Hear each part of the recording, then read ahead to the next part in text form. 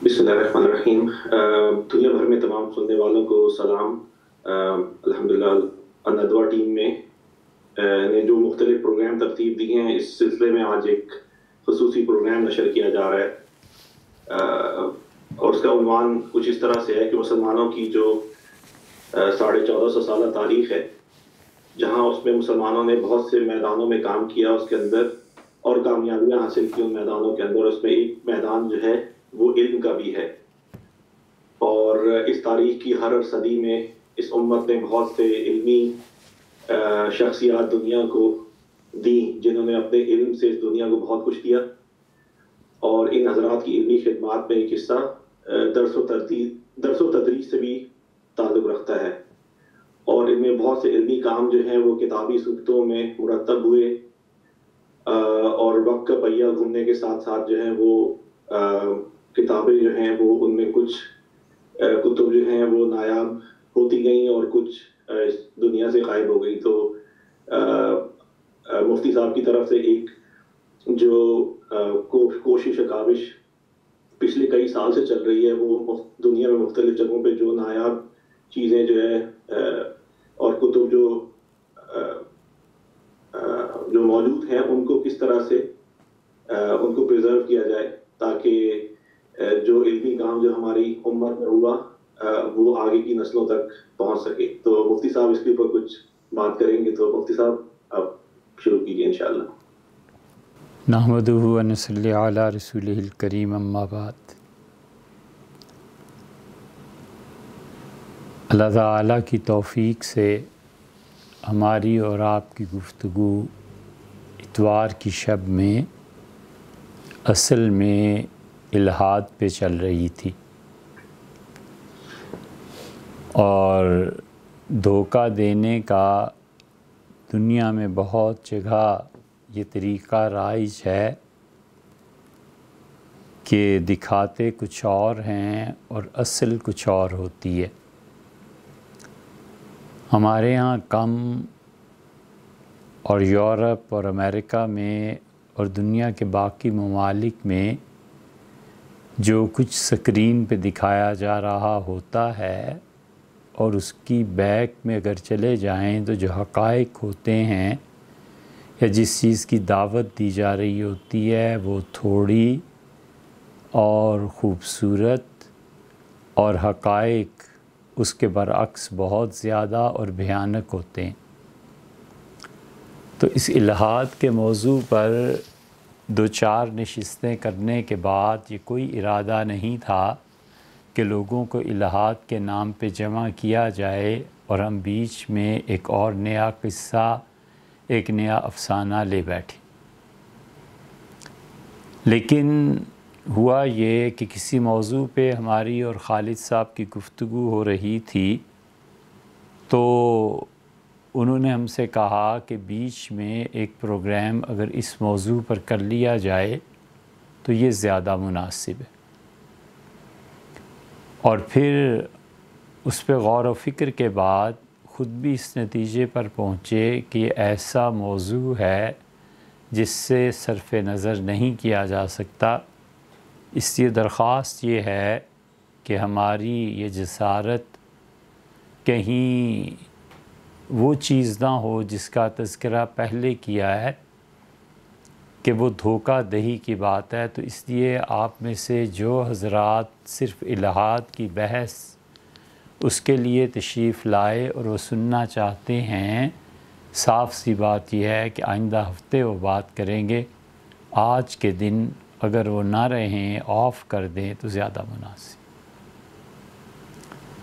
इसके बाद दो ही सूरतें रह जाती हैं। एक सूरत ये है कि आप सुनना चाहते हैं, हम आपके सामने हाज़िर हैं, हमने तो कहना ही है।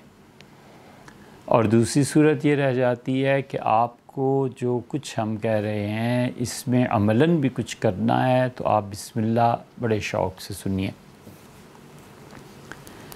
अमर वाक़या ये है कि प्रेस के आने से पहले तमाम मुसलमान दुनिया में और पूरी दुनिया में ही जो चीज़ें थी लिखी जाती थी اور دنیا میں دو روایتیں چل رہی تھیں، ایک روایت حفظ کی تھی اور ایک روایت تحریر کی تھی۔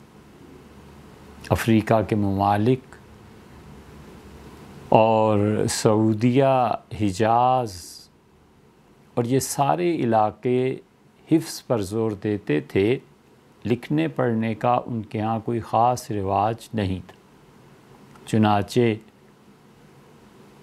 حضرت رسالت پناہ صلی اللہ علیہ وسلم جب تشریف لائے تو پورے قریش میں کل 17 آدمی تھے جو لکھ پڑھ سکتے تھے، اور چونکہ تعلیم نے ان کے شعور کو زیادہ جلا بخشی تھی، اس لیے ان میں سے اکثر لوگ مسلمان ہوئے، جیسے خلفائے راشدین رضی اللہ عنہم، یہ سب کے سب لکھنے پڑھنے پہ قدرت رکھتے تھے۔ اور ابو سفیان رضی اللہ عنہ کے دادا تھے، جو پہلی مرتبہ کہتے ہیں، بلوغ العرب میں لکھا ہے کہ پہلی مرتبہ وہ شام جب تشریف لے گئے، تو شام تو خیر بارہا گئے ہوں گے، لیکن انہوں نے پہلی مرتبہ یہ کام کیا کہ شام کے لوگوں کو لکھا پڑھا دیکھا، تو انہوں نے کہا یہ حروف تہجی جو ہیں انہیں مٹی سے بنا کر ہمیں دے دو، الف، بے، پے وغیرہ وغیرہ۔ پھر انہوں نے دیکھا کہ اگر مکہ لے جاؤں گا تو یہ ٹوٹ جائیں گے، تو انہوں نے درخواست کی کہ آگ میں پکا کر پکا کر کے دو، اور آگ میں پکائے کہ یہ حروف، اور مکہ مکرمہ میں آ کر پہلی مرتبہ تعلیم کا سلسلہ شروع ہوا۔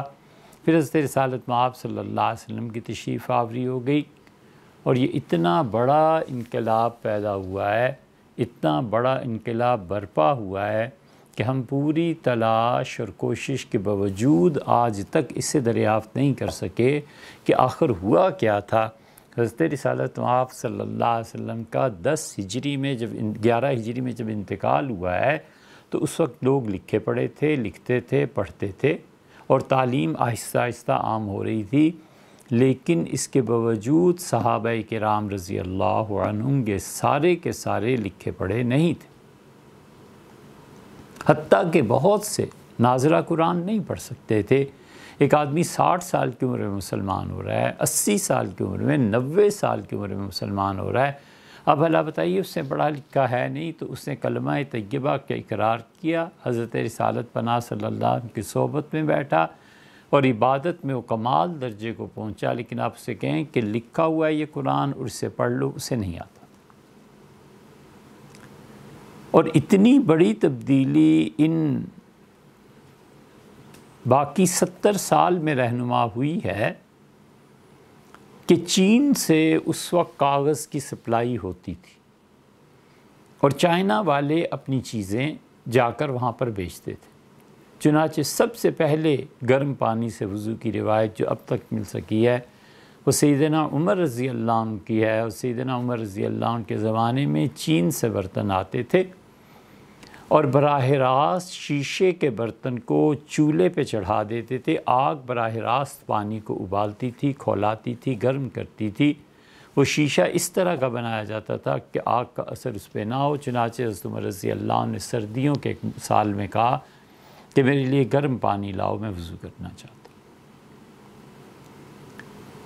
اور 80 ہجری 89 ہجری کے آتے آتے اتنی کاغذ کی مانگ بڑھ گئی کہ حرمین شریفین تو کیا، پورا عالم اسلام جو فتح ہو گیا تھا، کاغذ نہیں ملتا تھا۔ اب لوگ لکھتے کس پہ؟ ہرن کی کھالوں پہ بھی لکھتے تھے، چوڑی ہڈیوں پہ بھی لکھتے تھے، بہت سی چیزیں تھیں، لیکن کاغذ نے ان سب کی جگہ لے لی۔ اور کاغذ کی جب ڈیمانڈ بڑھ گئی تو اموی حکومت نے سب سے پہلے مکہ مکرمہ میں کاغذ کا کارخانہ لگایا۔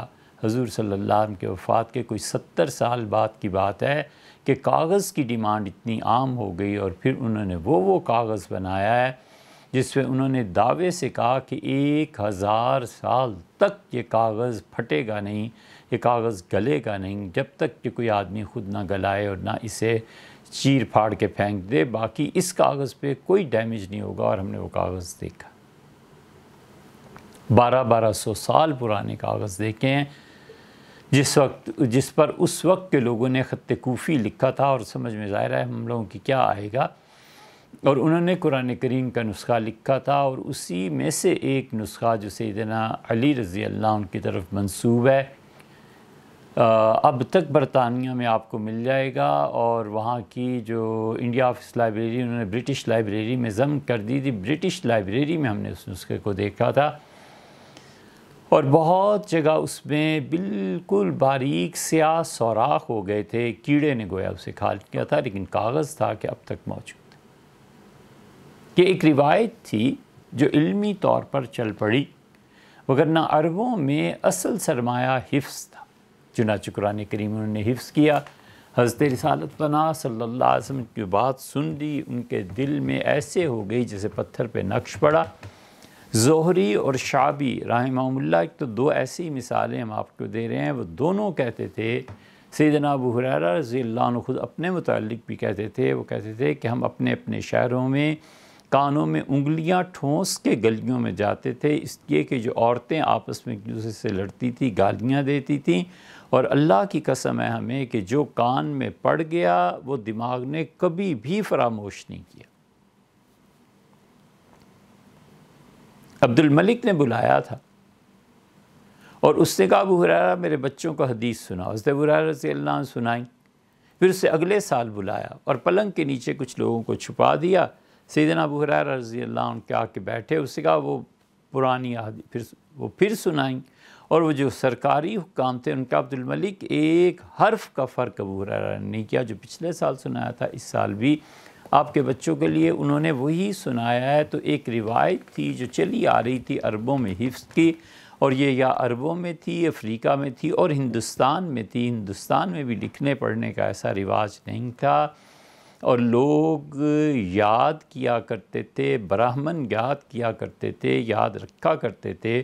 پنجاب کے پرانے دیہات میں اب تک یہ چلا آتا ہے کہ میراثی آتا ہے اور اس آدمی سے شروع کرتا ہے، نمبردار سے، اور وہ سنانا شروع کرتا ہے کہ اس کا باپ فلاں تھا، اس کا باپ فلاں تھا، اس کا باپ فلاں تھا، اور آخر پہ نمبردار پیسے بھی دیتا ہے اور لکھ دیتا ہے، لکھواتا ہے خوشی سے اس کو کہ آئندہ یہ بھی یاد کر کے آنا میرا پوتا پیدا ہوا ہے تو میرا پوتا کس قبیلے سے تعلق رکھتا ہے۔ یہ جتنے ہیر رانجھا کے قصے ہیں، جتنی یہ مائی وال کی داستانیں ہیں، جتنی یہ رامائن ہے، یہ رامائن خاص طور پر ہندوؤں نے یاد کی ہوئی تھی، یہ سارے کا سارا انسانی دماغ حفظ پہ تھا۔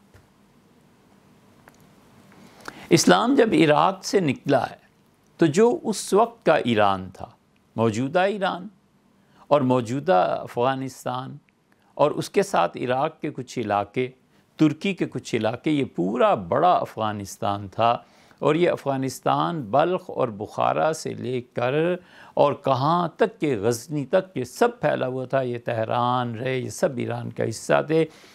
یہاں پر 2000 سال سے لوگ لکھ پڑھ رہے تھے اور یہ لکھے پڑھے شمار ہوتے تھے، چنانچہ اس زمانے کے افسانے، اس زمانے کی کہانیاں، اس زمانے کے تصورات اب تک کتابوں میں ملتے ہیں۔ ایرانی جتنے تھے یہ ان باتوں پہ بیلیو ہی نہیں کرتے تھے کہ کوئی صنم بنائیں اور کوئی پتھر کا گھڑیں بت اور اس کی عبادت کریں۔ جہاں پر پہنچ کے عقل انسانی حل نہیں کر سکتی تھی جس مسئلے کو، وہ کہتے تھے یہ خدا ہے۔ آسمانی بجلی کو خدا مانتے تھے کیونکہ جانتے تھے کہ ان کے پاس کوئی حل نہیں ہے، یہ کیا چیز ہے، کونتی ہے، ختم ہو جاتی ہے، دکھائی دیتی ہے، کبھی بالکل پنہاں ہو جاتی ہے، نہاں ہو جاتی ہے، اس کا کیا ہے۔ اور عرب چونکہ صرف حافظہ تھا اس لیے بتوں کو بھی خدا مانتے تھے۔ تو یہ جو ایرانی روایت تھی یہ تحریر کی تھی، اور عربی روایت جو تھی وہ یادداشت کی تھی، اسی لیے انہوں نے قرآن پاک کو ہمیشہ یاد رکھا، اور پورا قرآن کھڑے ہو کے ایک رکعت میں پڑھ دینا یہ عربوں ہی کا معاملہ تھا، وگرنہ عالم غیر عرب میں، عالم عجم میں یہ لوگ ہمیشہ لکھنے کو ترجیح دیتے تھے۔ چنانچہ جب حدیث اور اللہ کی کتاب عراق سے، حجاز سے، ان علاقوں سے نکل کے جب مسلمانوں نے ایران کو فتح کیا تو پھر وہ بڑھتے چلے گئے ہیں، بلخ فتح کر لیا، بخارا فتح کر لیا، تہران فتح کر لیا، کابل فتح کر لیا، اور کابل زبردست سرگرمیوں کا مرکز بنا۔ کابل میں اس وقت بھی فارسی بولی جاتی تھی، چنانچہ حسن بصری رحمۃ اللہ علیہ فارسی بولتے تھے۔ ان سے پوچھا گیا تو ان کا 4 سال میں سیکٹری رہا ہوں کابل میں، اور میں نے فارسی وہاں سے سیکھی۔ اور اس سارے ایران میں سب سے بڑا گوہر اور سب سے بڑا قابل قدر ہیرا جو پیدا ہوا وہ امام ابو حنیفہ رحمۃ اللہ تھے۔ امام ابو حنیفہ رحمۃ اللہ علیہ عربی نہیں ہے۔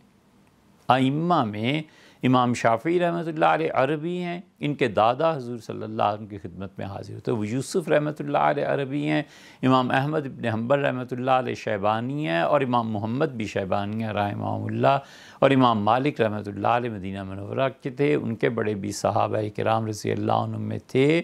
امام ابو حنیفہ رحمۃ اللہ علیہ پہلے آدمی ہیں جو عجمی ہیں۔ اب یہ الگ بات ہے کہ ان کا تعلق کس شہر سے تھا، کچھ کا خیال ہے کہ کابل سے تھا، کا اور خیال ہے، بہرحال جو کچھ بھی ہے، ان کے آباء و اجداد نے یہاں سے ہجرت کی، پھر وہ پہنچے ہیں کوفہ اور عراق، پھر سیدنا علی رضی اللہ عنہ کے دور میں اس خاندان کو ترقی ملی ہے، اور امام ابو حنیفہ رحمۃ اللہ علیہ کے دادا چونکہ یہ سارے مجوسی تھے، چونکہ یہ سارے فارسی النسل تھے، تو فالودہ لے کے وہ ایک دن مہرجان اب تک بناتے ہیں، یہ شاہ کے زمانے میں تو بہت بناتے تھے۔ 21 مارچ کو یا 19 مارچ کو وہ آگ کا الاؤ روشن کرتے ہیں۔ جب شمس کی تحویل ہوتی ہے، ہوت ختم ہوتے ہیں اس برج کے اثرات، اور برج کے اس کے اثرات کے بعد حمل، یہ برج شروع ہوتا ہے، اور بہار کا موسم بھی آ جاتا ہے، اور احوال بدلتے ہیں۔ علم نجوم میں یہ پہلا برج ہے جہاں سے سال گویا ان کا شروع ہوتا ہے۔ اس کی سال نو کی خوشی میں وہ آگ جلاتے تھے اور اس کو پھلانگتے تھے، اور اس کے ساتھ اشعار پڑھتے تھے کہ سرخی تو ازمن زردی من نستو، اور پورا وہ قصہ ہے جو ہم لوگوں نے بھی کبھی یاد کیا تھا کہ آگ تیری سرخی مجھ میں آئی اور میری زردی تجھ میں آئی، اور یہ تبادلہ ہوا وغیرہ وغیرہ، لمبی کہانی۔ یہ جو چیز تھی یہ مہرجان کے دن ہوتی تھی۔ امام ابو حنیفہ رحمۃ اللہ علیہ کے دادا جو تھے مہرجان کے دن وہ فالودہ لے کے آئے سیدنا علی رضی اللہ عنہ کے پاس، تو حضرت نے پوچھا کہ یہ کیا ہے، تو انہوں نے پیش کیا کہ یہ فالودہ ہے، اور ہمارے یہاں جب سال کی تحویل ہوتی ہے تو ہمارے یہاں یہ پکایا جاتا ہے، پھر اس چیز کے ساتھ کھایا جاتا ہے۔ تو میں تم اپنے دن کو کیا کہتے؟ اس نے کہا مہرجان۔ تو سیدنا علی رضی اللہ عنہ کا مہرجونہ کل یوم، ہمارا تو ہر دن ہی مرجان ہوتا ہے۔ مطلب یہ کہ ہر دن اللہ اتنی خوشی عنایت فرماتا ہے کہ وہ دن یاد رکھے جانے کے قابل ہے۔ یہ سارا بیک گراؤنڈ ہے حدیث کے لکھنے کا، اسی لیے آپ دیکھیں امام بخاری رحمۃ اللہ علیہ عربی نہیں تھے، امام مسلم رحمۃ اللہ علیہ اکیلے ہیں جو عربی تھے، باقی یہ فارسی النسل تھے۔ امام ابو حنیفہ رحمۃ اللہ علیہ فارسی النسل تھے، ایران سے تھے۔ امام نسائی رحمۃ اللہ علیہ ایران سے تھے، نساء ایک قصبہ تھا وہاں کے تھے۔ ابن ماجہ قزوین کے تھے، قزوین اب تک ہے۔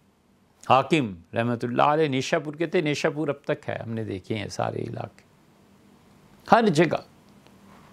یہاں جب حدیث پہنچی ہے تو عربوں کے ذہن سے یہاں آ کر یہ تحریر ہوئی ہے، اور یہ حدیث کی تحریر اگرچہ رسول اللہ صلی اللہ علیہ وسلم کے زمانے میں ہی شروع ہو گئی تھی، اور بہت سی چیزیں آپ نے خود بھی جان بوجھ کے لکھوائی تھیں، آپ نے حکم بھی دیا تھا لکھو۔ آخری خطبہ حجۃ الوداع کا جب ارشاد فرما کے آپ نیچے اترے ہیں تو یمن سے ابو شاہ آئے ہوئے تھے، بڑے ذہین اور دانا آدمی تھے۔ اس نے کہا اللہ کے رسول آج تو کمال کی باتیں ارشاد فرمائی ہیں، حضور صلی اللہ علیہ وسلم نے جو اس دن ارشاد فرمایا تھا اس سارے کو آپ جمع کر لیں، اور اس کے ساتھ فرانس نے جو اپنا قانون انقلاب کے بعد بنایا تھا، اور جو اقوام متحدہ نے اپنا چارٹر بنایا، ان تینوں چیزوں کو کبھی آپ ملا کر پڑھیں تو پھر اندازہ ہوگا آپ کو کہ اس زمانے میں وہ کیا ذہن تھا جس نے یہ باتیں کی تھیں۔ تو ابو شاہ نے عرض کیا کہ اللہ کے رسول بالکل نئی باتیں، نئے نظریے آپ دنیا کو پیش کر رہے ہیں، اس کو میرے لیے کہ کسی کو کہیں لکھ دے۔ تو حضور صلی اللہ علیہ وسلم نے اشارہ کیا اور فرمایا اکتبوا لابی شاہ، ابو شاہ کو لکھ کے یہ چیزیں دے دو۔ تحریر اس زمانے میں بھی تھی۔ ہوتے ہوتے وہ تحریر عربوں میں جب پہنچی تو ان عربوں نے لکھنا فارسیوں میں جب پہنچی تو ایران والوں نے لکھنا شروع کیا۔ پھر حدیث کے ذخائر مرتب ہوئے۔ پہلی صدی ہجری کے ختم ہوتے ہوتے حدیث بہت وسیع پیمانے پر لکھی جا چکی تھی۔ عمر بن عبدالعزیز رحمۃ اللہ نے سرکاری حکم دے دیا تھا۔ عمر بن عبدالعزیز رحمۃ اللہ علیہ کی تجدید کا سب سے بڑا کارنامہ یہ حدیث کی تدوین ہے، اور حدیث سب سے پہلے انہوں نے لکھوائی ہے سرکاری سطح پہ۔ ان کے کارناموں میں سے ایک کارنامہ ہے کہ انہوں نے 2-3 کام ایسے کیے کہ اگر کوئی تجدید پہ ان کی کام کرنا چاہیے تو اسے چاہیے کہ وہ دیکھے کہ عمر بن عبدالعزیز رحمۃ اللہ علیہ نے بنو امیہ جیسے ظالموں سے خلافت راشدہ کو لوٹایا ہے۔ ایک ان کا بڑا کارنامہ یہ ہے۔ ان کی تجدید کا سب سے بڑا کارنامہ حدیث کی تدوین ہے۔ اگر عمر بن عبدالعزیز رحمۃ اللہ علیہ نہ کر جاتے تو شاید بڑی مشکل پیش آ جاتی۔ پہلا شہباز ہے جس نے حضور اقدس صلی اللہ علیہ وسلم کے حدیث کو جمع کیا، اور تیسرا کارنامہ یہ ہے کہ انہوں نے معاشرے میں عدل اور انصاف قائم کر کے دکھایا کہ یہ تھی خلافت راشدہ۔ اسی لیے ہم سمجھتے ہیں کہ دوسری صدی کے مجدد امام ابو حنیفہ رحمۃ اللہ علیہ تھے۔ امام صاحب رحمۃ اللہ علیہ نے ان احادیث پہ کام کیا، محنت کی، اور انہوں نے اس کو فقہ میں، امام ابو حنیفہ رحمۃ اللہ کا بڑا کارنامہ یہ تھا کہ انہوں نے اسلامی فقہ کی تدوین کی۔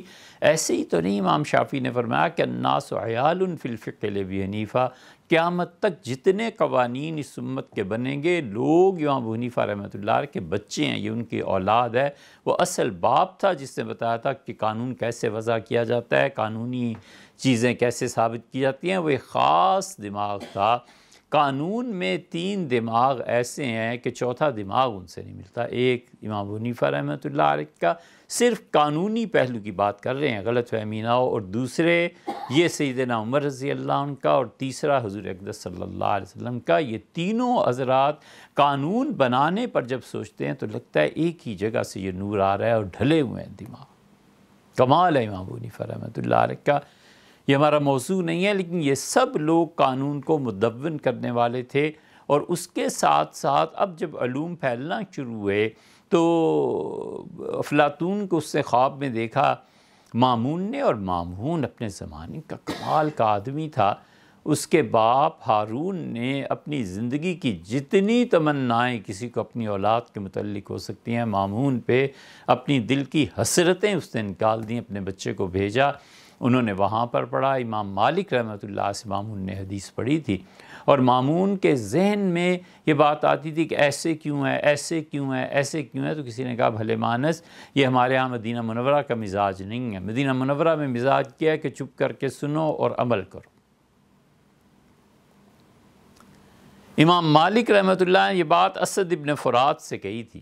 اسد ابن فرات جس نے اسپین میں جا کر اسلام کی اور قانون کی بنیاد رکھی۔ اسپین والے سارے جتنے آئے ہیں قیامت تک اسد ابن فرات رحمۃ اللہ علیہ کے بچے ہیں۔ یہ سارے جتنی اندلس، اسپین، فرانس میں حکومت مسلمانوں کی رہی، اور امام مالک رحمۃ اللہ سے جب اسد نے بار بار پوچھا تو ان کا ہمارے ہاں یہ مزاج نہیں، یہ مزاج کوفہ والوں کا ہے۔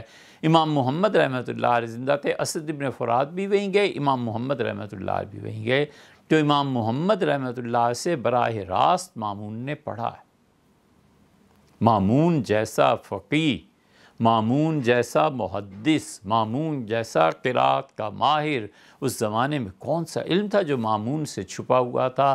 ہاں یہ الگ بات ہے کہ وہ معتزلی ہو گیا تھا فلسفہ پڑھنے کے بعد، تو فلسفے سے پھر جو کچھ مسلمانوں میں آیا ہے کہ لکھتے چلے گئے، اور اس کے ساتھ ہندوستان کا فلسفہ، وید کا فلسفہ، براہمنوں کی تعلیمات۔ چنانچہ مامون نے خاص طور پہ ہندوستان سے براہمنوں کو بلایا اور کہا کہ ہمیں سکھاؤ کہ کون سا علم ہے جو تمہارے پاس ہے۔ تو ہندوؤں کا علم جمع ہو گیا، یونان کا فلسفہ جمع ہو گیا، کتاب و سنت جمع ہو گئی، اور اس کے نتیجے میں فلسفے اور منطق نے مزید عروج پکڑا، اور ایک چیز رہی جاتی ہے کہ جو کچھ مسلمانوں نے پھر طب میں جس کے پاس جو کچھ تھا وہ لکھنا شروع کر دیا۔ سیدنا عمر رضی اللہ عنہ نے سب سے پہلے یہ کام کیا ہے۔ ہمارے یہاں اسلام میں طب کی ابتدا اگرچہ حضور صلی اللہ علیہ وسلم سے ہوتی ہے۔ پوچھا گیا کہ اللہ کے رسول یہاں لوگ آتے ہیں، کچھ دم کرنا، کچھ پڑھنا پڑھانا سکھاتے ہیں، تو آپ نے فرمایا اگر شرک نہ ہو تو ان سے وہ جملے یاد کر لو۔ کسی نے کہا اللہ کے رسول عیسائی یہودی، فرمایا کوئی حرج نہیں ہے جب تک کہ شرک نہ ہو، اور تم اپنے بھائی کو نفع پہنچاؤ۔ چنانچہ اپنی یہ کہلیہ حضرت حفصہ رضی اللہ عنہ کے متعلق رسول اللہ صلی اللہ علیہ وسلم نے ایک اور خاتون سے فرمایا کہ اسے سکھا دو، اور حفصہ تک کے لوگوں کو پڑھیں، اور چیونٹیوں کے کاٹنے سے جو جسم پھول جاتا ہے اس پہ ان کا دم جو تھا وہ لوگوں کو نفع دیتا تھا۔ سیدنا ابوبکر رضی اللہ عنہ آئے سنن کبریٰ میں امام بہقی رحمۃ اللہ علیہ سے روایت کو لائے ہیں کہ ایک عیسائی عورت حضرت عائشہ رضی اللہ عنہ دم کر رہی تھی، تو انہوں نے کہا کیا کر رہی ہو؟ تو ام المومنین رضی اللہ عنہ نے کہا کہ ابا جسم میں تکلیف ہے اس لیے۔ تو انہوں نے کہا ٹھیک ہے تم دم کرتی رہو، لیکن دیکھو شرکیہ جملے نہ پڑھنا۔ اختلاط معاشرے میں مختلف اقوام کا تھا اور بھائی چارہ تھا، کوئی ہر وقت یہ سوار نہیں رہتا تھا دماغ پہ کہ مار دو اور خون کرو اور یہ کرو۔ یہ سارا ایک اسلامی معاشرہ تھا جس میں کھل کے اسلام کو بات کہنے کا موقع ملا ہے، اور جس میں پوری طرح اسلام نے وضوح پایا ہے، لوگوں نے اسے سمجھایا کہ اسلام کیا ہے۔ اور دوسری طرف جو دیگر مذاہب کے لوگ تھے جب وہ داخل ہوئے ہیں تو پھر طب کو ترقی ملی ہے، طب کو اتنی ترقی ملی ہے کہ آپ دیکھیں امام شافعی رحمۃ اللہ علیہ 204 ہجری میں ان کا انتقال ہوا ہے۔ حضور اقدس صلی اللہ علیہ وسلم کے انتقال کے کوئی 195 برس کے بعد 204 میں، اور امام شافعی رحمۃ اللہ علیہ کتاب الام میں لکھتے ہیں کہ طب کا اصل علم عیسائیوں کے پاس ہے، افسوس ہم مسلمانوں نے بہت سے علم کو ضائع کر دیا۔ وہ کہتے ہیں عیسائیوں کو دیکھو، صحت، یہ ساری چیزیں ان کے پاس، چنانچہ مسلمانوں نے اپنی جان توڑ دی اس پہ، اور انہوں نے طب کو لکھنا شروع کیا، اور طب کو مختلف حیثیتوں سے لکھنا شروع کیا کہ طب کی حیثیت کیا ہے۔ چنانچہ سرجری شروع ہوئی، اور ان کا یہ آلات ہیں جو سرجری میں استعمال ہوتے ہیں۔ دوائیوں کا کام شروع ہوا تو کون سی دوا کس موضوع پہ ہے، کس طرح کام آتی ہے، اس کی کیا چیزیں ہیں، یہ لکھنا شروع ہو گئے۔ طب نے اور کروٹ پلٹی تو انہوں نے کہا انسان کے اندر جو کچھ ہے اس کو دریافت کرو۔ چنانچہ اس پہ انہوں نے اپنے تجربات لکھنا شروع کیے۔ مثلاً ابو علی سینا نے شفا جو لکھی ہے جو مختلف علوم پر مشتمل ہے، اور کمال کی کتاب ہے ابو علی سینا کی، کمال کی دلیل ہے وہ، اشارات اور یہ چیزیں لکھی ہیں۔ امام رازی رحمۃ اللہ جیسے آدمی نے ابو علی سینا کی شرح اشارات لکھی ہے۔ اب کون پڑھتا ہے اشارات اور شرح اشارات، اور کون جاتا ہے ان بھول بھلائیوں میں، لیکن کمال کی چیزیں ہیں۔ پھر ابن سینا نے یہ نظریہ پیش کیا لوگوں میں کہ انسانی جسم میں جو خون گردش کرتا ہے، دل کا اپنا ایک الگ سے خون ہوتا ہے، اور اس خون کا باقی انسانی جسم کے خون سے کوئی تعلق نہیں ہوتا۔ پھر بعد میں مسلمانوں نے ثابت کیا کہ خون ایک ہی ہوتا ہے جو دل میں بھی گردش کرتا ہے اور باقی رگوں میں بھی گردش کرتا ہے۔ ابو علی سینا کا یہ نظریہ غلط ہے، صحیح ہے، کچھ بھی ہے، لیکن کوشش اور کاوش تو کر رہے تھے نا، لکھ تو رہے تھے، کام تو کیا انہوں نے۔ پھر طب ایک اور طرف چل پڑا، اور میڈیکل نے خاص موضوعات کو لے کر لکھنا شروع کیا۔ انہوں نے کہا میں صرف زندگی بھر اس پہ کام کروں گا کہ تلی کا کیا فنکشن ہے، تلی کس طرح بنتی ہے، تلی کن چیزوں کو ابزارب کرتی ہے، نہیں کرتی ہے، تلی اگر پھول جائے تو اس کا کیا فائدہ ہے، تلی کو اگر ریموو کر دیا جائے تو انسانی جسم پہ کیا اثرات مرتب ہوتے ہیں۔ اور کمال ہے یہ، اب تک میڈیکل والے ذرا کر لیں، سوچ لیں اس کو، اگر کہیں کوئی خبر ملتی ہو تو ہمیں بھی بتائیے گا۔ انہوں نے کہا تلی یا کوئی بھی انسانی جسم کا کوئی عضو ختم کر دیا جائے تو انسانی اخلاقیات پر کیا اثر پڑتا ہے۔ ایک تو ہے نا جسم پہ اثر پڑتا ہے، مثلا دل نکل جائے یا فیل ہو جائے تو مر جائے گا، دماغ کا بھی یہی حال ہے، زبان اگر کٹ جائے تو اس کا جسم پہ کوئی اثر پڑتا ہے، ڈاکٹرز جانتے ہیں۔ پاؤں کو شوگر میں کاٹ دیتے ہیں تو کہتے ہیں کہ اب وہ خون کی جو گردش ہے اس نظام پہ اثر پڑے گا، کچھ تو وہ کہتے ہیں اخلاقیات پہ کیا جا کر اثر پڑتا ہے۔ تو پرانے اطباء مسلمانوں کے وہ کہتے ہیں کہ اگر تلی کا کسی کی ریموو کر دی جائے تو ہم نے تجربہ کر کے دیکھا ہے کہ اس انسان کی اخلاقیات پر یہ اثر پڑتا ہے کہ اس آدمی میں قوت برداشت نہیں رہتی۔ چنانچہ یہ نظریہ تو پہلے سے مسلمانوں میں رائج تھا۔ ابن حزم نے جب قلم اٹھایا اور ابن حزم نے لکھنا شروع کیا تو لوگوں نے کہا کہ حجاج ابن یوسف کی تلوار اس فولاد کی کاٹ اور ابن حزم کا قلم یہ دونوں برابر ہیں۔ جس طرح وہ بے دریغ قتل کرتا جاتا تھا، یہ بے دریغ برا بھلا کہتا جاتا، جس کی مخالفت ہو گئی ابن حزم نے پھر اس کے باپ دادا کو بھی نہیں چھوڑا۔ اتنی زیادہ، اور علم بھی بہت تھا ابن حزم کے پاس، خیر اس کے علم کے تو کیا کہنے۔ پھر لکھنے والوں نے لکھا کہ ابن حزم میں یہ آیا کیوں تھا، مصیبت کیا تھی اسے، اتنے علم کے باوجود اس کا غصہ اتنا زیادہ تھا۔ تو اطباء جو تھے انہوں نے کہا اس کی تلی نکال دی گئی تھی مرض کی وجہ سے، اس چیز کے اخلاقیات میں قوت برداشت کم ہو گئی۔ اب کہیں یہ نظریات غلط، کوئی حرج نہیں، یہ کوئی کتاب و سنت تھوڑی ہے اس پہ ہم بحث کر، کوئی حرج نہیں، لیکن عملاً اس کا پروف آپ دیں۔ 10 12 15 20 50 افراد کی تلی نکال کے دیکھیں کہ پہلے اخلاقیات تھے اور اب کیا ہے۔ یہ طب نے ایک نئی کروٹ لی۔ ایک آدمی اٹھا اور اسے کہا میں صرف دل پہ کام کروں کہ انسان کا دل کیسے کام کرتا ہے۔ انہوں نے انسانوں کو چیرا پھاڑا، میتیں دیکھیں، جہاں پہ لوگ قتل ہو گئے تھے وہاں جا کر انہوں نے دیکھا قلعہ مینار جنہوں نے بنائے تھے، ان قلعہ میناروں کے بعد باقی چیزیں تو رہ گئی تھیں۔ قلعہ مینار، قلعے جو رکھتے چلے جاتے تھے، مینار بنے، تو انہوں نے جا کے جسموں کا مشاہدہ کیا۔ ایرانیوں اور مصریوں کی ٹکر لگی اور مصر والوں نے دبا کے مارا ایران والوں۔ ایران کے بادشاہ نے کہا تحقیق کرو، مسئلہ کیا ہے، اسلحہ ہمارا اچھا تھا، مرے کیسے؟ تو پتہ چلا کہ مصریوں کے پاس گرز زیادہ تھے، گرز۔ دلی میں ایک محلہ ہے بلے ماران، ناواقف لوگ اسے بلی ماران بھی پڑھتے ہیں، بلے ماران۔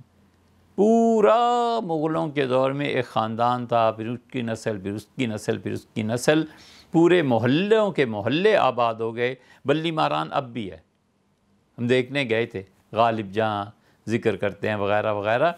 بلی ماران میں لوگوں کو پتہ یہی ہے کہ شاید بلیاں وہاں رہتی ہوں گی یا کیا ہوتا ہوگا، وہ بلیوں کی طرف بلہ جو تھا، بلے، لمبا درخت اور اس کا تنا، لمبا درخت پورا کاٹ کے اوپر سے تراش کے، فوج میں یہ بلے لے کے چلتے تھے، تیر ہوتے تھے، تلوار ہوتے تھے۔ بلے ماران جو ہے نا، وہ بلہ دونوں ہاتھوں میں پکڑ کے دشمن کے سر پہ مارتا تھا، اس کی کھوپڑی کھل جاتی تھی اور مر جاتا تھا۔ بلے یہاں تیار ہوتے تھے، بلے ماران۔ اس بلے کو گرز بھی کہتے ہیں۔ مصری گرز بنانے کے ماہر تھے، اور مصری گرز بناتے تھے لوہے سے۔ شاہ نے کہا کہ اچھا میں نے مانا تمہاری تحقیق ہو گئی، 2 سال بعد رپورٹ آئی کہ ایرانیوں کے سر کھل گئے اور بلے اتنے مارے گئے، گرز اتنے مارے گئے کہ کوئی سہ نہیں سکا۔ اس نے کہا بلے تیار کرواؤ، آئندہ مصر سے جنگ ہوئی تو ہم بھی استعمال کریں گے۔ لیکن یہ جو ہمارے تھوڑے بہت تھے بلے ماران، انہوں نے مصریوں کو مارا یا نہیں؟ تحقیق شروع ہو گئی، معلوم ہوا کہ کم جن مصریوں کو مارا ہے وہ چوٹ سہ گئے۔ بادشاہ اپنے ملک کا بہت وفادار تھا، اس نے کہا کیوں سہ گئے، یہ فرق نکالو۔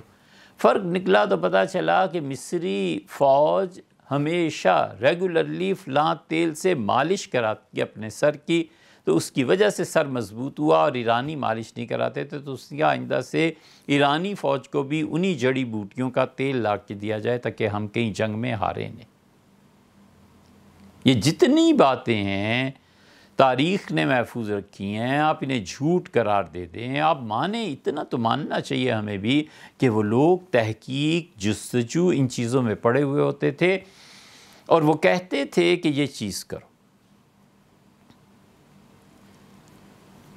ہم نام نہیں لے رہے، اور یہ بات شاید کوئی کہے کہ سنانے کی نہیں تھی، لیکن ہم اپنے مقصد کے لیے جو دلائل دے رہے ہیں اس کو ہم بتا رہے ہیں۔ یہ زیادہ دور کا واقعہ نہیں ہے، یہ پچھلی صدی کا ہی ہے، 20ویں صدی کا ہی۔ لکھنؤ میں ایک جگہ ایک بچی تھی، عمر اس کی 20-21 برس تھی، اور وہ چھت پہ گئی، کپڑے پھیلا رہی تھی، اور 2 جانوروں کا ملاپ اس نے دیکھ لیا، ایک نر اور مادہ کا، اور عمر میں پہلی مرتبہ اس نے یہ چیز دیکھی تھی، بے ہوش ہو کے گر پڑی۔ ختم ہو گئی بات۔ تھوڑی دیر میں نواب صاحب کو پتہ چلا کہ بچی بے ہوش ہو گئی ہے۔ وہ تو 100 جان چھڑکنے کو تیار تھے، اپنی بیٹی پہ اٹھا کے نیچے لے آئے، ڈاکٹر کیا، حکیم کیا، ماہرین نفسیات کیا، فلاں اور فلاں کیا، سب کو بلایا، اور لڑکی ہوش میں نہیں آئی۔ بس سانس چلتی تھی، نبض جاری تھی، باقی اسے ہوش کچھ نہیں تھا۔ حکیم صاحب وہ لکھنؤ اسٹیشن پہ اترے، گاڑی رکی، کسی نے نواب صاحب کو کہا کہ نواب صاحب فلاں حکیم صاحب آج لکھنؤ اسٹیشن پہ دیکھے گئے ہیں،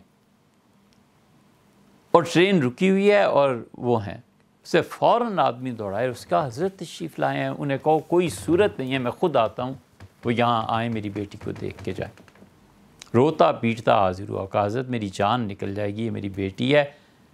انہوں نے کہا کیا ہوا ہے؟ پھر اس کی تفصیل پوچھتے رہے، کچھ سمجھ نہیں آتی تھی کسی۔ اطباء بیٹھے، حکماء آ گئے، اتنی بڑی ہستی آئی۔ انہوں نے کہا اچھا بھئی تم مجھے یہ بتاؤ کہ آخری کام اس نے کیا کیا؟ ان کے جی کپڑے پھیلانے اوپر گئی تھی، اور یہ دم درود سارا کچھ ہو گیا۔ اور یہ انہوں نے کہا کوئی اور بھی تھی، ان کا نوکران کپڑے اٹھا کر لے گئی تھی پھیلانے کا، بچی کو شوق تھا اپنے۔ انہوں نے کہا اس کو بھیجو اور سب چلے جاؤ۔ اسے کہا آخری چیز اس نے کیا دیکھی تھی؟ اسے کہا یہ منظر دیکھا تھا، اور میں بڑی شرمندہ تھی کہ اب یہ ہو رہا ہے جو کچھ بھی ہو رہا ہے، شہزادی دیکھ رہی ہے، میں کیا کروں، میرے پاس اس کا کوئی حل نہیں تھا، اور پھر وہ گر پڑی۔ بس حکیم صاحب آئے اور انہوں نے کہا اس بچی کی شادی کرا دیں، ٹھیک ہو جائے گی۔ کہا حضرت کیا کہتے ہیں، شادی اس حالت میں؟ کہا ہاں میں یہ کہتا ہوں تمہیں، جہاں بھی اس کی شادی کرانی ہے کرا دو۔ بڑا لمبا قصہ ہے، خلاصہ یہ کہ نواب صاحب مان گئے۔ جب نواب صاحب مان گئے تو اب کون تھا جو انکار کرتا؟ انہوں نے اسی حالت میں، حکیم صاحب نے کوئی خاص دوائی دی، ذرا سا اسے ہوش آیا، اس سے کہا شادی، اور ہاں ہو گئی، اور شادی سے اگلے دن وہ ٹھیک ٹھاک تھی، نارمل تھی۔ حکیم صاحب سے کسی نے پوچھا تو انہوں نے کہا یہ باتیں تمہیں سمجھ نہیں آ سکتی، طب میں جو چیزیں ہوتی ہیں، ایک انسان کو، ایک ڈاکٹر کو، حکیم کو ساری زندگی کا تجربہ ہوتا ہے، اس بنا پر یہ استخراج کیے جاتے ہیں، یہ مسائل کو ثابت کیا جاتا ہے۔ زندگی پوری طب میں لگاؤ تب جا کر کے یہ سمجھ میں آئے گی کہ میں نے کیا علاج کیا تھا۔ یہ طب کا اثر جو اخلاقیات پر ہے، یہ ابھی کی بات ہے، 70-80 برس گزرے ہوں گے۔ اب مسلمانوں میں طب نے ایک نئی کروٹ لی۔ ایک آدمی نے کہا میں صرف اپنی زندگی اس پر خرچ کروں گا کہ جو غذائیں جانور کھاتے ہیں اگر یہی انسان کھانے لگے تو کیا ہوگا۔ چنانچہ بغداد میں وقف قائم کیے گئے کہ یہ میرا وقف ہے، اس میں اتنے محل ہیں، اتنے محلے ہیں، اتنے مکانات ہیں، ان مکانات کا کرایہ آئندہ صرف چڑیوں پر خرچ کیا جائے گا۔ اب چڑیوں پر تحقیق کرنے والے بیسیوں لوگ تھے، ان کو تنخواہیں دی جاتی تھیں، ان کے خورد و نوش کا بندوبست کیا جاتا تھا، اور ان کا کام کیا ہے؟ وہ بیٹھ کے چڑیوں پہ لکھ رہے ہیں کہ چڑی کیا کرتی ہے، کس طرح آتی ہے، کیا کھانا کھاتی ہے، کتنے برس میں کیا تبدیلی دیکھی گئی۔ یہ چیز اگر انسانوں کی خوراک میں شامل کی جائے تو انسانی خوراک میں شامل ہونے سے کیا اثرات پڑیں گے؟ پوری کتابیں لکھ کے گئے ہیں اس موضوع پہ کہ حیوان اور انسان۔ لوگ اٹھے اور انہوں نے کہا بڑا مہلک مرض ہے سرطان، کینسر۔ انہوں نے اس کی شکلیں بنائیں اور انہوں نے لکھا کہ سرطان ایسے پھیلتا ہے۔ سرطان کہتے ہیں کیکڑے کو۔ انہوں نے کہا جس طرح کیکڑے کے پنجے پھیلے ہوئے ہوتے ہیں، اس طرح جب کینسر کسی انسان کو ہو جاتا ہے تو یہ پھوڑا ہے، پھوٹتا ہے۔ یہ ان کی تعبیرات ہیں۔ انہوں نے کہا اس طرح سے اس کی جڑیں انسانی جسم میں پھیل جاتی ہیں، اور اگر اس کو کنٹرول کر لیا جائے تو پھر کچھ بچت ہو جاتی ہے۔ انہوں نے اس پہ علاج لکھنے شروع کیے، کتابوں کی کتابیں لکھی کہ کینسر کا اصل علاج کیا ہے، یہاں تک کہ بولی سینا اس بات پر پہنچے اور انہوں نے کہا کہ اگر کوئی آدمی سلاد میں ریحان استعمال کرتا ہے، ایک جڑی بوٹی ہے، تو اسے بڑی آنت کا کینسر نہیں ہوتا۔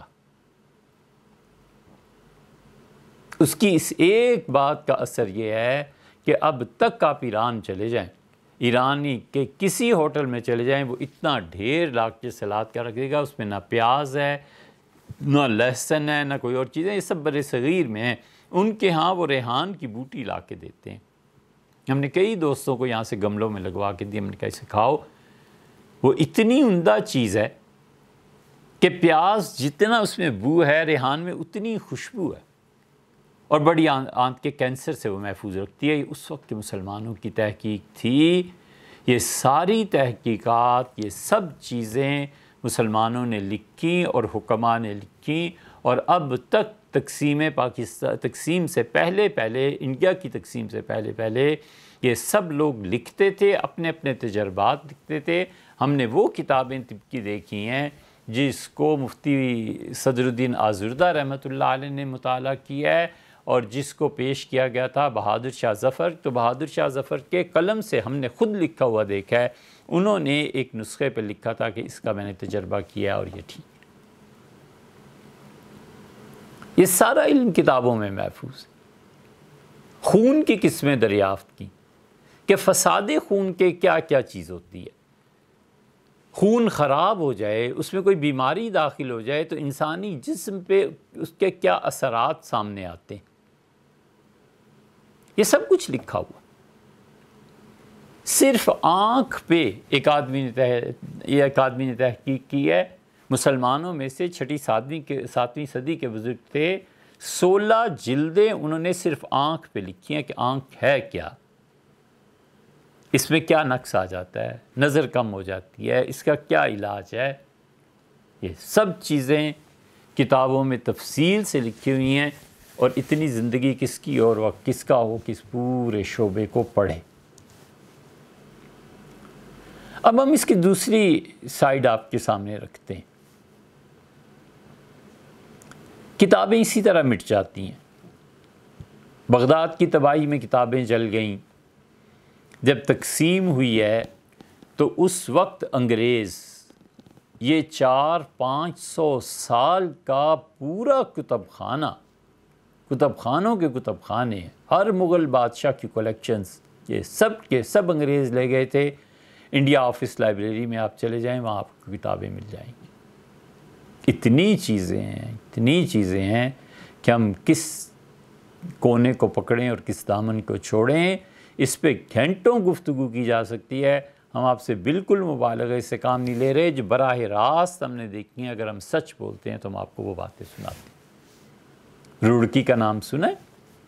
1857 کے جنگ آزادی کے بعد جب ہندوستان کے ذرا علاقے اور سکون جب آیا تو گوروں نے کہا اس ملک کو تو چھوڑنا نہیں، اس کے لیے ہمیں سارے ہندوستان میں وہ کام کرنے چاہیے جو پبلک کے نفع کے ہیں، تاکہ پبلک ہمارے یہاں نہ اٹھ کھڑی۔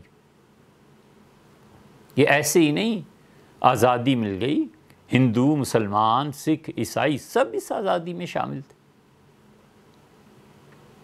انگریز کہاں چھوڑنے والے تھے؟ وہ تو انگریز برطانیہ کی پارلیمنٹ میں فیبینز آ گئے تھے۔ یہ ایک الگ تاریخ ہے، اس کو کون سنائے آپ سے عرض کرے۔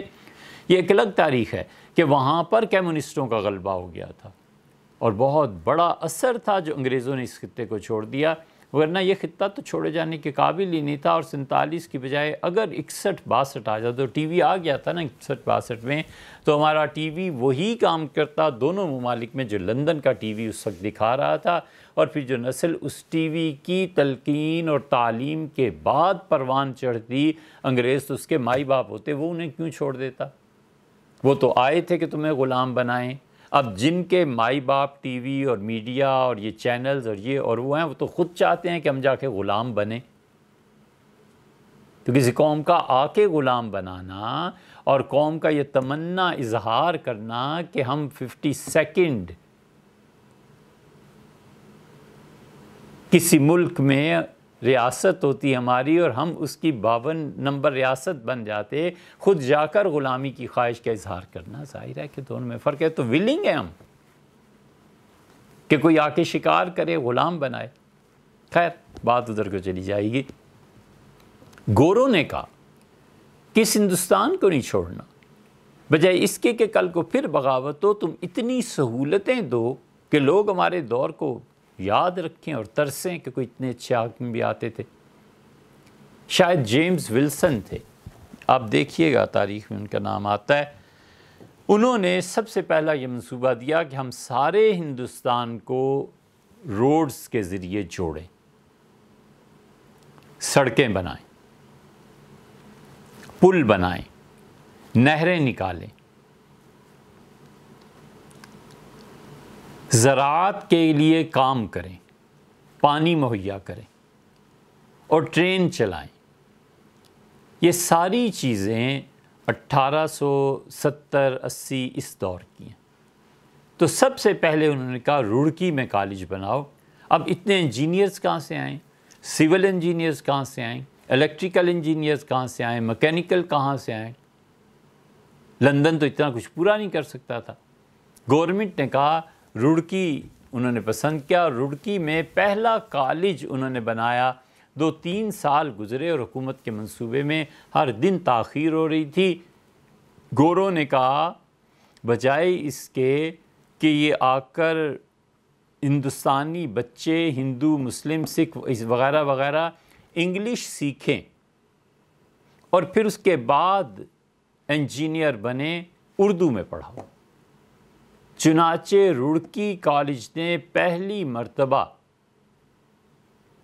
انجینئرنگ کے لیے اردو میں نصاب پڑھانا شروع ہے۔ اردو میں نصاب پڑھانا شروع کیا تو 4 سال میں کہاں سے کہاں بچے پہنچ گئے۔ پورے ہندوستان کو انہوں نے گھیر لیا، پورا ہندوستان۔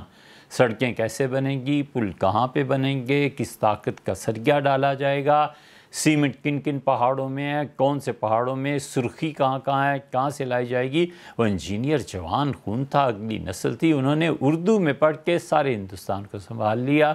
اور دوسری بڑی طاقت، اللہ تعالیٰ آباد رکھے، ان کی قبروں کو بھی نور سے خدا بھر دے، یہ عثمانیہ والے حیدرآبادی تھے۔ حیدرآباد عثمانیوں نے کہا کہ ہم اپنے بچوں کو پہلے انگلش پڑھائیں، پھر میڈیکل پڑھائیں۔ اس سے بہتر نہیں ہے کہ ہم ایک ہی کام کریں کہ اپنے بچوں کو میڈیکل کالج اپنے بچوں کے لیے بنائیں اور اردو میں میڈیکل پڑھاؤ۔ نظام حیدرآباد نے فرانس، لندن، جرمنی، یہ جو نام ہمیں بالیقین پتہ ہے، ہر جگہ اپنے نمائندے بھیجتی ہے۔ اور انہوں نے کہا سائنس پہ جو بھی کتاب چھپتی ہے، مارکیٹوں میں رہو، آرام سے رہو، عیاشی کرو، پیسے میں بھیج رہا ہوں، کتاب حیدرآباد پہنچی۔ حیدرآباد میں انہوں نے دارالترجمہ قائم کر دیا۔ یا تو یہ دارالترجمہ معمول نے قائم کیا تھا، فلسفے کا، ہندو ویدک کا، ان چیزوں کا اس نے عربی میں ٹرانسلیشن کرائی تھی، یا پھر انہوں نے قائم کیا۔ اور انہوں نے قائم ایسا کیا کہ ادھر سے کتاب یورپ میں، فرانس میں، جرمنی میں کئی مارکیٹ میں آئی اور ادھر پہنچی حیدرآباد۔ اور حیدرآباد میں ترجمہ کرنے کے لیے مولانا ابوالخیر مودودی، مولانا ابوالعلا مودودی، شبلی نعمانی، شبیر احمد عثمانی، یہ جتنے بڑے بڑے لوگ ہیں، ان کے علمی کارنامے، صرف ترجمہ نہیں، باقی علمی کارنامے، کون سا آدمی ایسا ہے آپ کی اس ہندوستان کی تاریخ میں جس نے حیدرآباد جا کر نظام سے یہ نہ کہا ہو کہ حضرت یہ علمی کام کرنا چاہتا ہوں، علامہ اقبال سمیت، اور انہوں نے کبھی نہ کر دی، ان کا حضرت کیجئے، میدان حاضر، گھوڑا حاضر، پیسے چاہیے کتنے چاہیے؟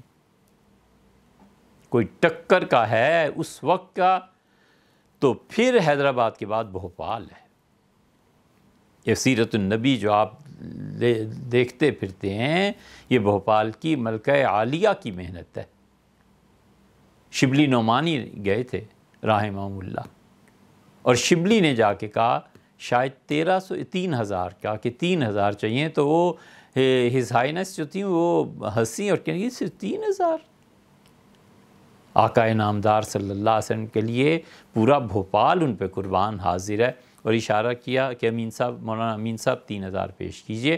شبلی نے 3,000 کیے تھے، اور پھر وہ گئے ترکی، مصر، فلاں جگہ اور کتابیں خرید لے کے لائے، اور تب جا کر یہ کہیں سیرت النبی لکھی گئی ہے۔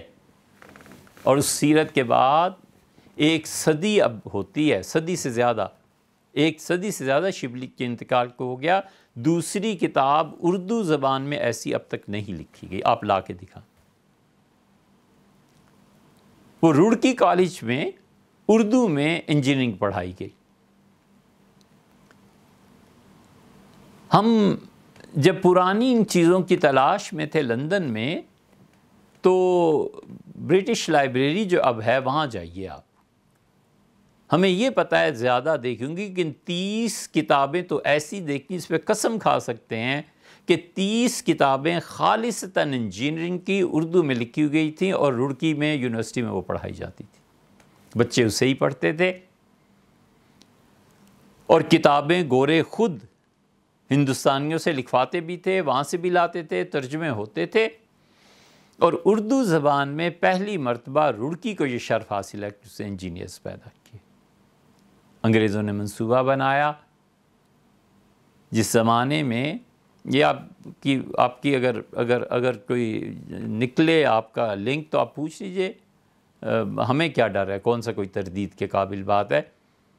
پرائم منسٹر پاکستان عمران خان صاحب وہ تشریف لاتے تھے یہاں، اور کبھی کسی موقع پہ یاد بھی فرماتے تھے، ہم نے کئی مرتبہ ان کے سامنے منصوبے رکھے، اور انہوں نے کہا بالکل یہ تو کرنا چاہیے۔ اس میں سے ایک بات آپ کو نئی ایک چیز سناتے ہیں کہ ایک مرتبہ دوپہر کھانے پہ انہوں نے دعوت دی تو ہم حاضر ہوئے، باتیں چلتی رہیں۔ ہم نے ان سے کہا کہ اللہ تعالیٰ کبھی بھی آپ کو حکومت دے دے تو ایک منصوبہ ضرور کرنا ہے۔ انہوں نے کہا کیا؟ ہم نے کہا گوروں نے وہ علاقے جو پاکستان میں ہیں اور بارش کا انتظار کرتے ہیں، بارانی علاقے ہیں کہ بارش برسے تو پھر کوئی پانی سے کام چلے، گوروں کا ایک منصوبہ میں نے وہاں پڑھا ہے، اس پہ عمل کریں۔ انہوں نے کہا کشمیر سے جو پانی آتا ہے وادی نیلم میں اسے روکا جائے، اس پہ ڈیم بنایا جائے، اور جہلم سے نہریں نکالی جائیں، اور جہلم کے علاقے سے یہ ساری نہریں چکوال اور آگے میاں والی، بنو اور ان علاقوں میں بھیجی جائیں، تو ہزاروں مربع میل اس ڈیم کو بنا کر آپ یہاں سے پورے ہندوستان کو سپلائی کر سکتے ہیں، پانی بھی اور سپلائی کر سکتے ہیں آپ، اس کے ساتھ فصلیں بھی۔ تو ہم نے کہا پاکستان میں ایک چیز ہے، آپ یہاں ڈیم بناتے ہیں، آگے پورا منصوبہ انگریزوں نے لکھا، اور صرف اتنی سی بات ہے کسی کو بھیجیں، وہاں سے لائے، ٹرانسلیٹ کرے، ماہرین پھر سے بیٹھ کے جمع ہو کے اس منصوبے کا سوچیں کہ ہمارے اس زمانے میں کیسے یہ نافذ کیا جا سکتا ہے۔ حیران تھے کہ ہیں یہ بھی ہے، ایسی چنگاری بھی یا رب اپنی قسمت میں تھی۔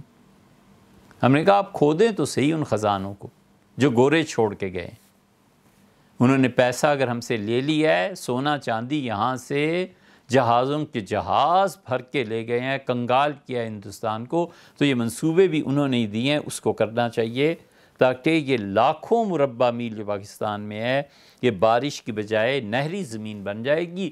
نہری زمین سے گورنمنٹ کو جو عشر وغیرہ آتا ہے وہ بھی بڑھ جائے گا, اور اس کے ساتھ ساتھ اپنے ملک میں مختلف فصلوں میں خود کفیل ہو سکیں گے. حالت یہ ہے اب ہماری کہ اس سال گندم پاکستان میں تھوڑی ہے, لہٰذا رشیا سے منگوائی جا رہی. تو مغلوں کے خزانے جو علمی کاوشیں تھی سب منتقل ہو گئی, طب کی کتابیں منتقل ہو گئی,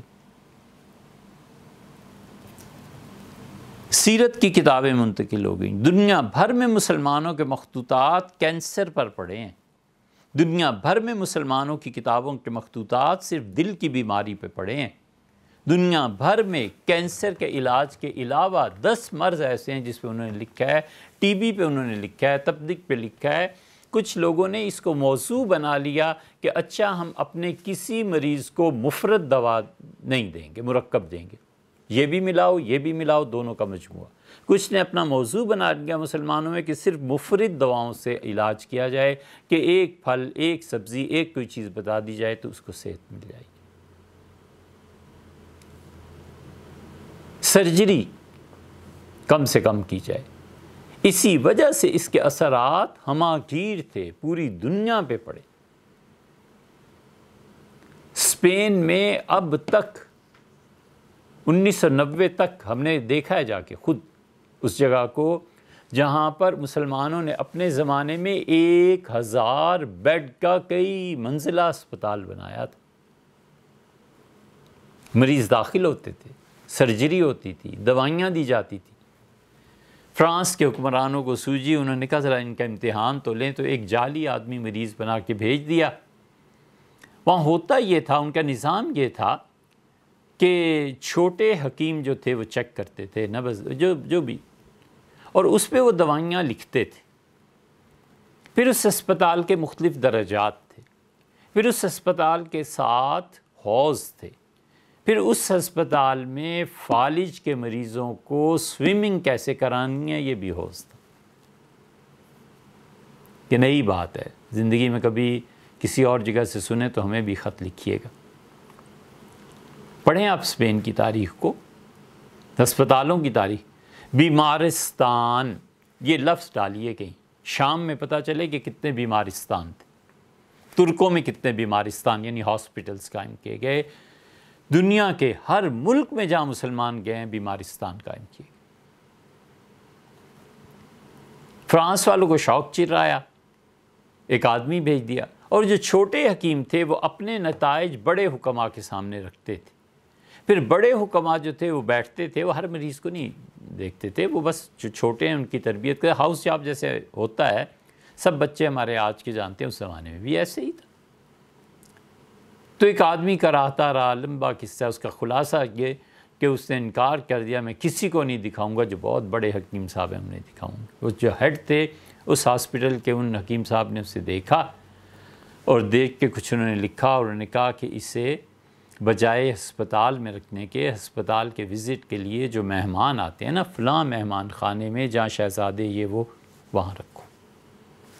تعمیل ہوئی.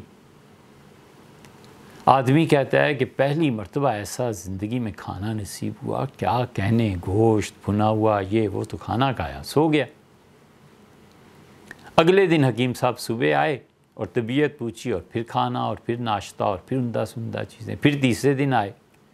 تیسرے دن کے بعد چوتھا دن جب شروع ہوا تو تشریف لائے اور کہنے لگے کہ ہمارے یہاں مہمان نوازی سنت ہے حضور صلی اللہ علیہ وسلم کی, 3 دن کے لیے مہمان ہوتا ہے, آج آپ کے 3 دن پورے ہوئے اور آپ کو کوئی تکلیف نہیں ہے, آپ تشریف لے جائیں. اس غضب کے لوگ تھے. اب بھی ہیں ماشاءاللہ, ڈاکٹرز ہیں. یہ طب اس کمال کو مسلمانوں نے پہنچایا ہے. جہاں تک کتابوں کا تعلق ہے, ہم نے آپ سے کینسر پہ بات کی ہے, آنکھوں پہ بات کی ہے, کان, ناک, نکسیر, یہ اتنی چیزیں پڑی ہوئی ہیں. اور کہاں کہاں پڑی ہوئی ہیں. پاکستان میں ہے. سب سے بڑا ذخیرہ آپ کو ترکی میں مل جائے گا. ترکی میں یہ عثمانی جو خلفاء تھے, انہوں نے بڑا کام کیا ہے. چونکہ علم نہیں ہوتا نا، تو اس لیے ہمیشہ ان مسلمانوں کی نظر تاریک پہلوؤں پہ ہی جاتی ہے کہ فلاں نے اتنی شادیاں کر لی تھی، فلاں کو یہ ہو گیا تھا، یہ مغل ایسے ہو گئے تھے، ان کے یہاں تو کوئی کام ہی نہیں تھا، وہاں آکسفورڈ بن رہی تھی، یہاں تاج محل۔ یار کدھر جاتے اتنے پیسے لے کے؟ اربوں روپے تھے ان کے پاس، وہ اپنی سطوت، اپنی سلطنت، اپنی شوکت، اپنی عظمت، اپنے دور کے بہت بڑی چیزوں پر نہ خرچ کرتے تو یہ دھاک جمتی جو اب جمی ہوئی ہے۔ بڑے دماغ تھے نا، شاہ جہان جیسا بادشاہ، اس جیسا دماغ، جیومیٹری میں کمال کا آدمی تھا، جیومیٹری میں اور علم کلام۔ ہمیں تو ہوا بھی نہیں لگی ان چیزوں کی، اس لیے ان کو ہمیشہ یہی مصیبت رہتی ہے کہ یہ عذاب مغل یہ کرتے، فلاں مغل بہت کچھ کر کے گئے ہیں، یہ جو کچھ کر کے گئے ہیں نا عثمانی، یہ کچھ حیدرآباد دکن والوں نے کیا ہے، اس کی مثال اب کہاں ملتی ہے؟ اس زمانے میں مسجد سکول ہوا کرتی تھی، اس لیے آپ کو کوئی الگ بلڈنگ نہیں ملے گی کہ بچے یہاں پڑھنے جاتے تھے۔ مسجد، ہندوؤں کے مندر، سکھوں کے گردوارے، یہ سب سکولز ہوتے تھے۔ مسلمان بچے میتھمیٹکس پڑھنے کے لیے ہندوؤں کے اس میں جاتے تھے، مندر میں، اور ہندو بچے مسلمان بچوں کے ساتھ مل کے مسجدوں میں آتے تھے فارسی پڑھنے۔ اور مغلوں نے یہ طے کر دیا تھا بچوں کی تعداد کسی بھی گاؤں میں جب 30-32 سے زیادہ ہو جائے تو ان بچوں کے لیے مسجد، شوالہ، مدرسہ، یہ وہ سب چیزیں، اس کا سکول ہے، بس مسجد ہے، اپنے مذہبی اداروں میں جائیں، دوسرے مذہب کے اداروں میں جائیں، گردوارے میں جائیں، مندر میں جائیں، کہیں بھی جائیں، جا کر ایک دوسرے کے ساتھ بیٹھیں اور پڑھیں، اور خود بخود استاد مقرر ہو گیا، اور استاد کی تنخواہ گاؤں سے جو عشر آئے گا، جب فصلیں کٹیں گی یہ مہینے، تو وہاں پہ ایک آدمی مقرر تھا، وہ سارا عشر اور خراج اور چیزیں جمع کرتا تھا، 12 پہ تقسیم کر کے پیسے رکھ لیتا تھا، اور اس کے بعد وہ کہتا تھا کہ جناب ہر مہینے کی تنخواہ آپ کو میں دوں گا، بچوں کو پڑھائیں۔ ٹیچر کا کوئی کام ہی نہیں تھا بچوں کو پڑھانا۔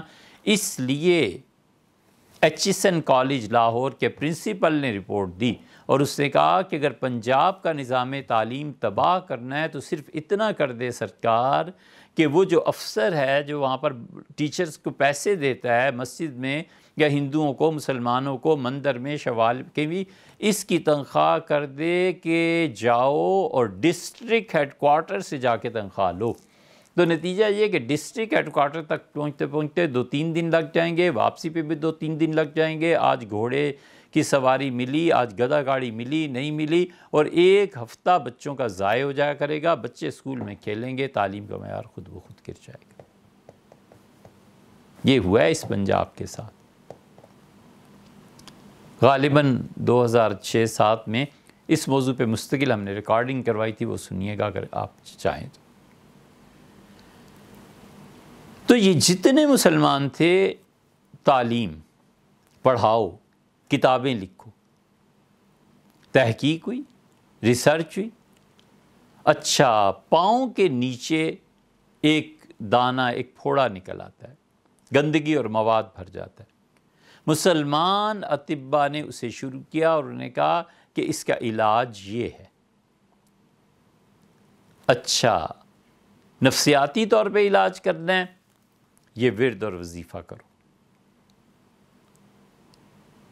ایسی بات عرض کریں آپ سے کہ پاؤں تلے سے زمین نکل جائے۔ انہوں نے کہا یہ جو علاج ہے، اس کائنات میں مختلف ریز آتی ہیں، مختلف شعاعیں آتی ہیں، اور یہ کوئی مرض نہیں ہے، جہاں پر وہ ریز نہیں پڑ سکتی وہاں پر یہ مصیبت پیدا ہو جاتی ہے، تو یہ ریز کا آلٹرنیٹ تلاش کر لیں۔ مسلمان حکماں نے کہا کہ جو بچیاں، جو ہماری بہنیں، بہویں، بیٹیاں تاریک گلیوں میں رہتی ہیں،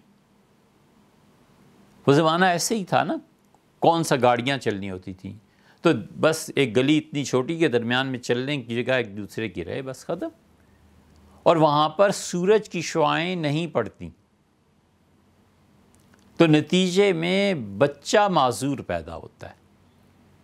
سورج کی شعاعیں بچہ اور اس کی ماں جذب نہیں کر سکتی، تو انہوں نے کہا کہ ایسی بچیوں کو اگر گھر نہیں تبدیل کروایا جا سکتا تو سونا پہنایا جائے، انگوٹھی پہنائی جائے، سونے کا ہار پہنایا جائے، تو جو شعاعیں سن ریزز ہیں، سورج سے نکلتی ہیں، وہی شعاعیں گولڈ اور سونے سے بھی نکلتی ہیں، یہ اس کمی کو پورا کر دیں گی اور بچے معذور پیدا نہیں ہوں گے۔ اس پہ پھر انہوں نے محنت کی، انہوں نے کہا یہ ریز، یہ شعاعیں جو ہیں زمرد میں بھی پائی جاتی ہیں، اچھا یہ ایک اور پتھر ہے اس میں بھی پائی جاتی ہیں، تو انہوں نے کہا اسے نگینہ پہناؤ۔ حکیم صاحب نے لکھ دیا کہ یہ نگینہ اسے پہنا دیا جائے، بات کا تمہیں، اب وہ سر پیٹ لیتا ہے، کہتا ہے حضرت نگینے کے پہنے، نگینے سے پہننے سے تمہیں کیا پتا ہے کیا ہونا ہے، وہ تو نگینے سے جو شعاعیں نکلیں گی نا، جو ریز اس پتھر سے نکلتی ہیں، وہ اس کمزوری کو پورا کریں گی جو اس کی ہڈیوں کو چاہیے، جسم کو چاہیے۔ یہ مسلمانوں نے کام کیے ہیں۔ اتنی کتابیں پتھروں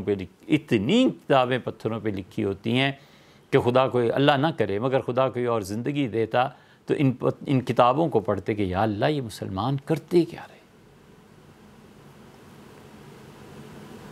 اتنا کچھ ہے۔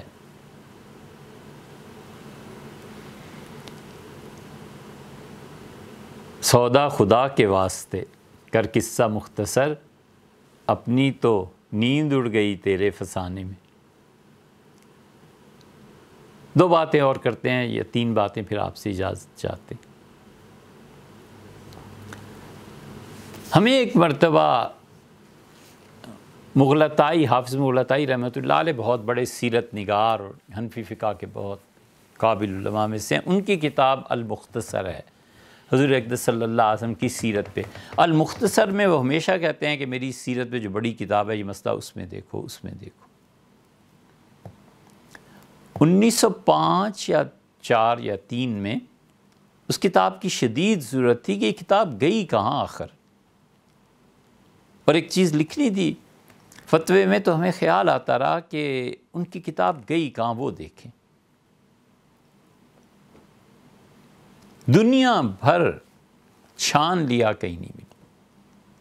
کوئی لائبریری جو اپنے بساط میں تھی، امریکہ کیا اور انگلینڈ کیا اور آسٹریلیا کیا، اور کہیں نہیں ملی کتاب، اور ہر ایک نے کہا یہ کتاب دنیا سے ختم ہو گئی، مٹ گئی۔ کسی نے کچھ بتایا، کسی نے کچھ، خلاصہ یہی تھا۔ صبح USA سفر کرنا تھا، رات کو ہم ہاسپٹل سے نکل رہے تھے تو اچانک خیال آیا کہ ہم ساری جگہ اس کتاب کو ڈھونڈ چکے، علی گڑھ میں بھی کیوں نہ پوچھ لیں۔ خیر علی گڑھ فون ملایا، اسلامک ڈپارٹمنٹ جو تھا اس میں ڈاکٹر صدیقی مرحوم تھے، ابھی کچھ دن پہلے ان کا انتقال ہوا ہے۔ کیا نام تھا ان کا؟ بہت مشہور آدمی، سیرت پہ انہوں نے لکھا، ابھی انتقال ہوا ہے۔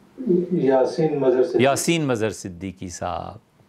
یاسین مظہر صدیقی صاحب نے فون اٹھایا، ان سے یہ معاملہ عرض کیا، تو انہوں نے کہا کتاب تو ختم ہو گئی، کہیں جل ول گئی ہوگی بغداد میں یا ختم ہو گیا ہوگا۔ پھر بند کرتے ہوئے جب وہاں سے بھی نہ ہو گئی تو انہوں نے ایک جملہ صرف کہا، کہنے لگے کہ سنا ہے کہ ہالینڈ میں کہیں پڑی ہوئی ہے۔ ہم نے اس جملے کو پلے باندھ لیا۔ امریکہ سے جب فارغ ہو رہے تھے تو گلزار صاحب سن رہے ہیں، ہم نے کہا یار ہالینڈ کا ویزا لینا ہے، چلے گئے، ویزا لگ گیا، ہالینڈ چلے گئے۔ ہالینڈ جب وہاں پہنچے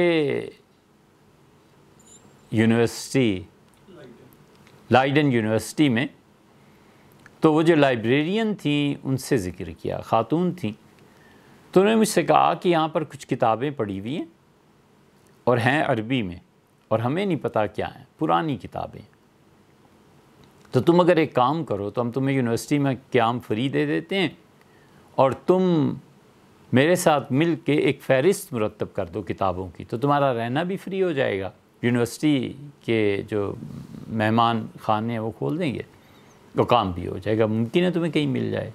ہم نے وہ ردی اور بیکار کتابوں میں اللہ کا نام لے کے شروع کی، اور حیران رہ گئے جس دن ایک مسودہ ملا مغلطائی رحمۃ اللہ علیہ کی اس کتاب کا جسے ہم برسوں سے تلاش کر رہے تھے، الزہر الباسم، اس پہ لکھا ہوا تھا۔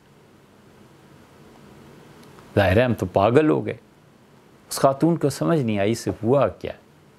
خیر اپنے آپ کو ضبط کیا کہ کہیں ایسے نہ ہو کہ کہیں انکار ہی ہو جائے. تو ہم نے ان سے عرض کیا کہ یہ کتاب ہے، اس کی مجھے تلاش تھی، اس کا کوئی مسئلہ ہی نہیں. خیر کتاب مل گئی. انہوں نے اس کی ایک فلم بنا کے ہمیں دے دی. امریکہ کے واسطے سے وہ فلم بھی پاکستان پہنچ گئی کہ وہ ڈائریکٹ کسی پاکستانی کو دینے کے لیے تیار نہیں تھے کہ ہم اس کا بزنس کریں گے یا کچھ کریں گے. وہ کتاب تھی الزہر الباسم. یہ ہمارے سامنے ہے، یہ الزہر الباسم فی سیرت ابی القاسم صلی اللہ علیہ وسلم. ایک نسخہ اس کا دنیا میں رہ گیا تھا حضرت رسالت مآب صلی اللہ علیہ وسلم کی سیرت پہ. ہم کراچی اترے تو وہاں سے ایک دوست تھے، ان سے حضرت تھے جن کے پاس حاضر ہوئے تھے. ہم نے کہا حضرت یہ نسخہ ایک مل گیا. فرمایا تم نے کیا کیا اس کا؟ ہم نے کہا ہم نے اس کے 4 نسخے بنوا لیے تھے. ایک ترکی بھیج دیا تاکہ یہ کتاب کہیں ضائع نہ ہو جائے. ایک لے جا کر اسلامک یونیورسٹی میں ظفر صاحب ہوتے تھے ان کو دیا. ہم نے کہا اس سے فلم بنی ہوئی ہے، اس کو کروائیں. انہوں نے کہا یہ فلم تو پاکستان میں کہیں بھی مشین نہیں ہے جس پہ دیکھی جا سکے، اس کی تو بن ہی نہیں سکتی یہ کاپی. مایوسی ہوئی، لیکن یہ سمجھتے تھے کہ اللہ تعالیٰ چاہے گا تو اب یہ مشکل مرحلہ بھی ہو جائے گا. اللہ کو جب کام کرنا ہونا تو ان ربی لطیف لما یشاء، وہ بہت باریکی سے کام کر دیتا ہے. آپ اس لیے سنا رہے ہیں آپ کو کہ زندگی میں ایسے مراحل بھی آتے ہیں. ہم آپ پارا سے گزر رہے تھے موٹر سائیکل پہ، ایسے ہی خیال میں آیا کہ پان کھائیں. حیرت بھی ہوئی. خیر موٹر سائیکل کا پان لیا تو وہاں ایک ڈاکٹر صاحب مل گئے. ان کے جی یہ ہمارے دوست ہیں. ہم نے کہا آپ کیا کام کرتے ہیں؟ کہنے لگے اٹامک انرجی میں ہوتا ہوں. ہم نے کہا ایک فلم ہے، کتاب ہے، وہ اٹامک انرجی کے علاوہ کسی کے پاس مشین نہیں ہے جہاں سے کھل سکے. اگر آپ وہ کام کر دیں. انہوں نے پوری تحقیق کی کہ ہے کیا چیز. ہم نے کہا کتاب ہے، مسودہ ہے. قصہ مختصر یہ کہ ہفتے 2 ہفتے کے بعد انہوں نے پورا مسودہ علاقے میں دیا. انہیں نہیں پتا تھا کتنا بڑا کام کر رہے ہیں. ہم نے اس پہ ایک آدمی کو لگایا، ایک بچے کو لگایا. ہم نے کہا اس کتاب پر کام کرو. انہوں نے 3 یا 4 سال اس کتاب پر کام کیا الزہر الباسم میں، اور 2 جلدوں میں الزہر الباسم دنیا کو ملی حضور اقدس صلی اللہ علیہ وسلم کی سیرت پہ. یہ صرف ایک نسخہ رہ گیا تھا. اس کے اوپر کیا لکھا ہوا تھا وہ ان کی ڈچ زبان میں تھا. کیپٹن دکھتا ہے ڈچ زبان میں کہ میں مدراس آیا ہوں اور شپ کا کیپٹن ہوں، اور ایک مسلمان کو کچھ پیسے چاہیے تھے تو میں نے اسے 2 پیسے دیے ہیں، اور اسے کہا میں ایسے نہیں لیتا، اور یہ کتاب مجھے دی ہے، اور اسے کہا میں اتنا بڑا تحفہ تمہیں دے رہا ہوں، تمہاری نسلیں بھی یاد کریں گی، اور یہ میرے کسی کام کی نہیں ہے. کس زبان میں ہے؟ عربی میں. میں یہ لائڈن یونیورسٹی میں جمع کرا رہا. کون جانتا تھا کہ 1707 میں اس نے کوئی کتاب جمع کرائی، اور 2000 کے بعد کوئی شخص ہالینڈ جائے اور کتاب لائے. یہ کتاب پوری تیار ہو گئی. پہلی جلد یہ اور دوسری جلد یہ دونوں جلدیں تیار ہو گئیں. اب اسے چھپوائے کون؟ پھر ہم نے اس بچے سے رخصت اجازت چاہی، اور ہم نے کہا صاحب اس کتاب کو چھپوانے کے لیے اب آپ تلاش کریں، دنیا کی کوئی اور کمپنی کوئی اسے چھاپ دے. احسن احمد اس بچے کا نام ہے، اب بہاولپور میں ہوتے ہیں. انہوں نے یہاں رہ کے 76 اس لائبریری میں کوئی 4 سال کام کیا ہے اس کتاب. پھر انہوں نے خود ہی چھپوائی، اور دارالسلام والوں نے اسے چھاپا ہے، اور دنیا کو یہ کتاب ملی ہے. یہ ایک کتاب کی کتاب سنا رہے ہیں. ہمارے پاس اب تک 10 سے زیادہ کتابیں ہیں جو چھپنے کی منتظر ہیں، مگر ہم کیسے چھاپ سکتے ہیں؟ چھاپیں جو چھاپیں. ہم آپ کی توجہ آخری بات جو ہے نا طب کی طرف دلانا چاہتے ہیں. جب عراق کی جنگ شروع ہوئی تھی تو ہم نے اپنے سارے دوستوں سے کہا، سن رہے ہوں گے گلزار صاحب وغیرہ بھی سارے، ہم نے کہا یار کوئی کام کرو. عراق ہمارا دیکھا بھالا ہے، شام ہمارا دیکھا بھالا ہے، یمن ہم نے دیکھا بھالا ہے، سعودیہ اور امارات اور قطر، ان کی تو بات ہی کیا ہے. اللہ کا شکر ہے ان کا کوئی کتب خانہ ہماری نظر سے چھپا ہوا نہیں. کچھ پیسے جمع کرو، مہربانی کرو، مسلمانوں کے جتنے مخطوطات ہیں ہمیں جمع کر لینے چاہیے، وگرنہ یہ جنگ کے میدان بن جائیں گے اور ہمارے یہ ذخیرے ضائع ہو جائیں گے، دنیا سے علم مٹ جائے گا۔ طب کی کتابیں جمع کریں ہم، حدیث کی تفسیر کی، لیکن ظاہر ہے کہ ہم نہیں کر پائے، نہ اتنے اسباب اور وسائل، اور نتیجہ یہ نکلا کہ عراق فتح ہوا، تیل اور کتابیں سب سے پہلا ہدف تھا لینے والے لے گئے، عراق کے کتب خانے اجڑ گئے۔ شام کا کتب خانہ جو ہم نے خود دیکھا ہے، اسدیہ، حافظ الاسد نے اپنے نام پہ رکھ لیا تھا اسے، اس جیسا کتب خانہ عالم مثال میں اس کی نظیر ناممکن تو نہیں، لیکن نہایت دشوار ہے۔ کون سی کتاب ہے جو اس میں نہیں؟ ہمیں ایک کتاب چاہیے تھی، عملے نے رشوت لے کے وہ کتاب کی فوٹو کاپی ہمیں دے دی۔ اس قدر حالات خراب ہو گئے تھے شام کے کہ ایک آدمی نے مجھ سے کہا کہ مجھے ایک مرغا کھلا دیں۔ ہم شام گئے ہوئے تھے، ہم نے کہا آئیے شام کو اکٹھا ہو گیا، تو اس نے مرغا کھانے کے بعد مجھے ایسی نایاب کتاب دی جو اب بھی ہمارے یہاں موجود ہے۔ میں حیران ہوا، میں نے کہا اس سے کہا آپ کا احسان ایسے ہی نہیں لینا، غیرت میں جو واقعی ہے یہ آپ لے جائیں، یہ میں چرا کر لایا ہوں وہاں سے۔ اب چوری کا مال لینا جائز تھا ناجائز تھا، اس پہ بحث پھر مفتیوں سے پوچھ لینا، لیکن وہ کتب خانے سے لی ہوئی چیز اب تک ہمارے یہاں محفوظ ہے۔ ہمارے یہاں بھیا 10,000 سے زیادہ اس وقت کتابوں کے صرف مخطوطے موجود ہیں جو مسلمانوں نے اپنے قلم سے لکھی ہیں، 1,000 سال پرانے سے لے کے پچھلی صدی تک۔ صرف مطبوعات جو اکٹھی کرتے رہے ہیں وہی 35,000 سے زیادہ گنتی میں آ رہی ہیں۔ ہمارے پاس 10,000 سے زیادہ مخطوطات پڑے۔ پھر شام پہ حملہ ہوا، کتابیں گئیں۔ یمن، اس کے کتب خانے محفوظ ہیں، سعودیہ میں محفوظ ہیں، لیکن دبئی نے جو اسرائیل کو تسلیم کیا اور بحرین وغیرہ وغیرہ نے، ہمیں اس خبر کو پڑھ کے جو اس کے سیاسی اثرات ہوں گے وہ تو آپ جانتے ہوں گے، لیکن جھٹکا لگا کہ اللہ نہ کرے اگلے 50 سال میں یہ سارے علاقے جنگ کی لپیٹ میں آ جائیں گے، کہ دبئی اور شام اور مصر اور فلاں اور ترکی، یہ سب ایسی جنگیں چھڑیں گی، تباہی اور بربادی پھر جائے گی۔ ہمیں ہر قیمت پہ یہاں کی جو کتابیں ہیں انہیں سنبھال لینا چاہیے، ان کتب خانوں کو سنبھال لینا چاہیے۔ یہ کتب خانے سارے چلے جائیں گے اور مسلمانوں میں جو علم کا سرمایہ ہے یہ بہت گراں ہو جائے گا۔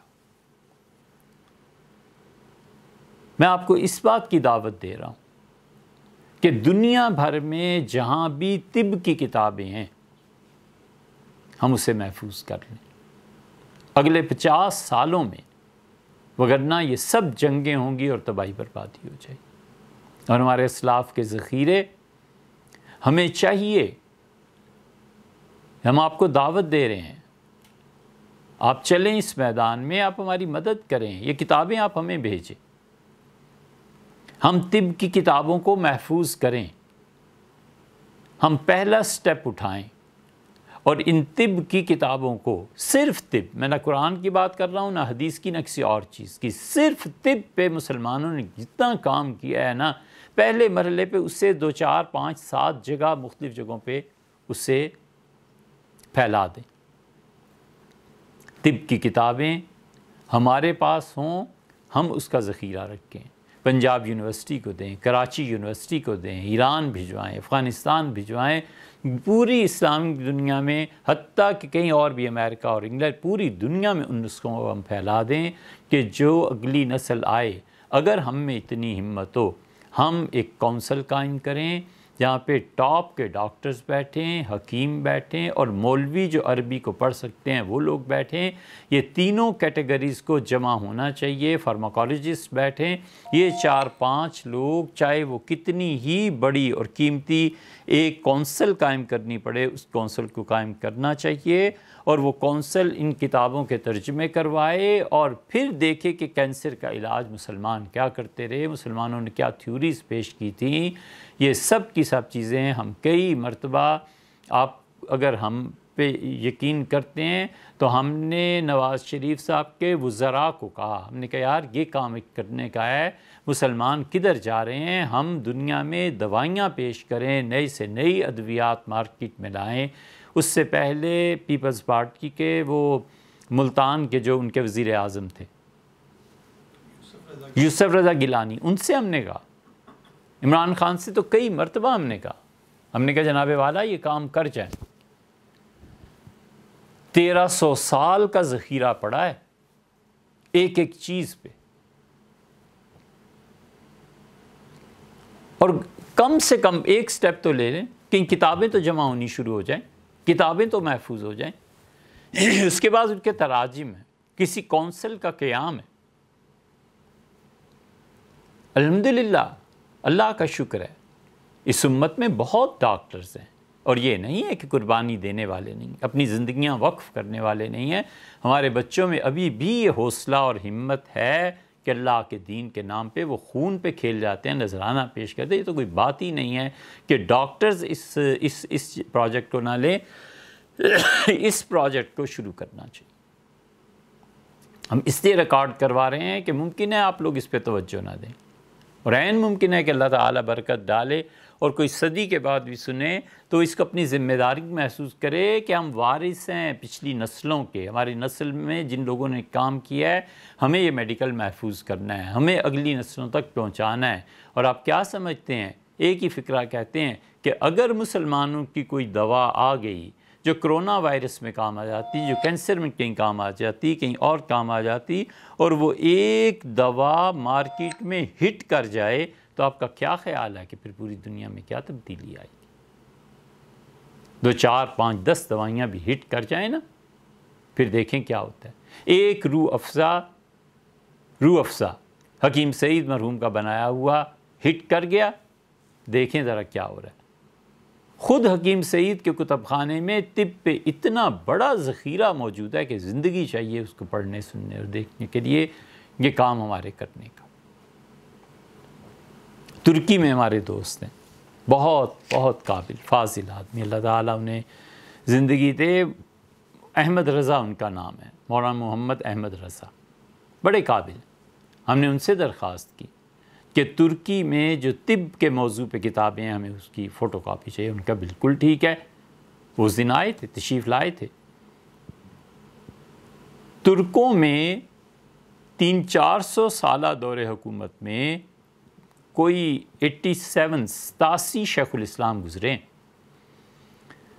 اور انہیں عربی، فارسی اور ترکی کی اپنی زبان، اس میں تینوں زبانوں میں لکھا ہے۔ اور قاعدہ یہ تھا کہ جب شیخ الاسلام کا انتقال ہو جاتا تھا تو ان کی تمام تحقیقات، تمام چیزیں مسودے عثمانی حکومت لے کے اسے محفوظ کر دیتی تھی کہ ہماری آئندہ نسل اس پہ تحقیق کرنا چاہے تو کرے۔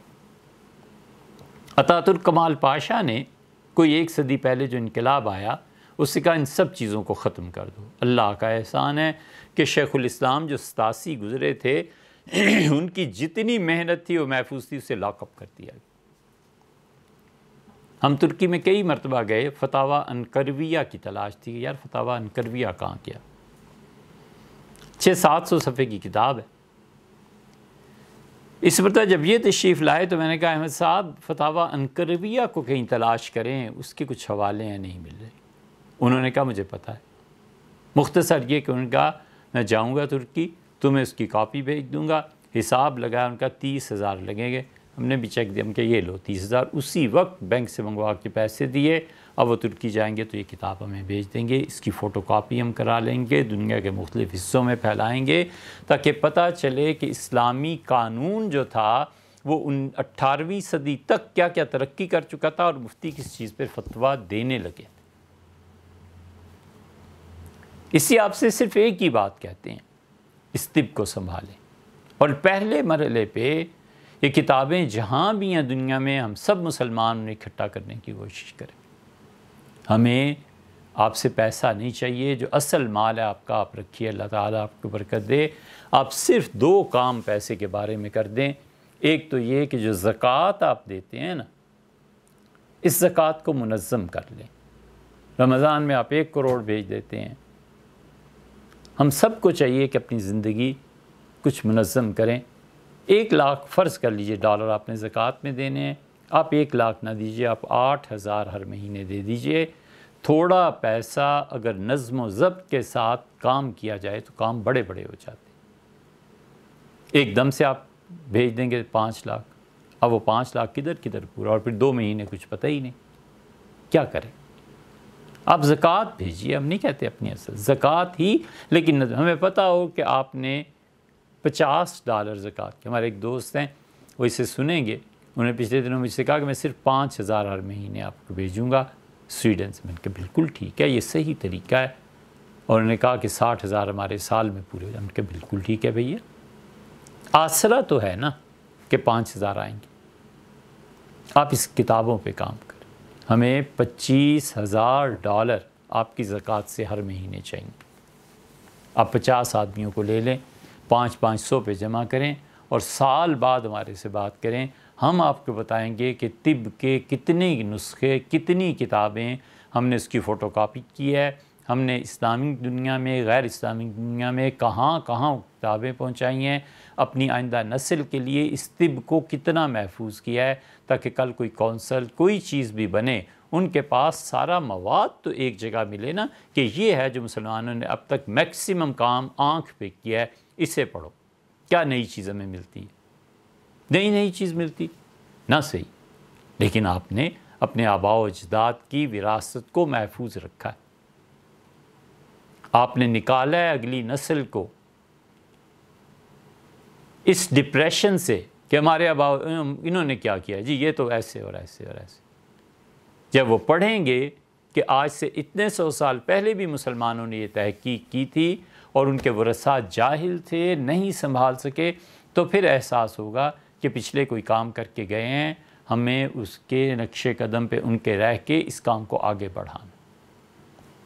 ہم صرف اور صرف طب کی بات کر رہے ہیں. سرجری میں کیا چیزیں پیش آئیں، آلات کون سے ایجاد ہوئے، ابو سینا نے کیا لکھا، فارابی نے کیا لکھا، کندی نے کیا کیا، یہ سب کے سب حکمات ہیں، سب حکمت جانتے تھے. یہ حکمت جو ہے دارالعلوم دیوبند کے نصاب میں تھی. 1908 کی دارالعلوم کی آپ ہمارے پاس ہاں ہے تاریخ میں، 1908 کا ان کا سالانہ اجلاس کی رپورٹ پڑھیں.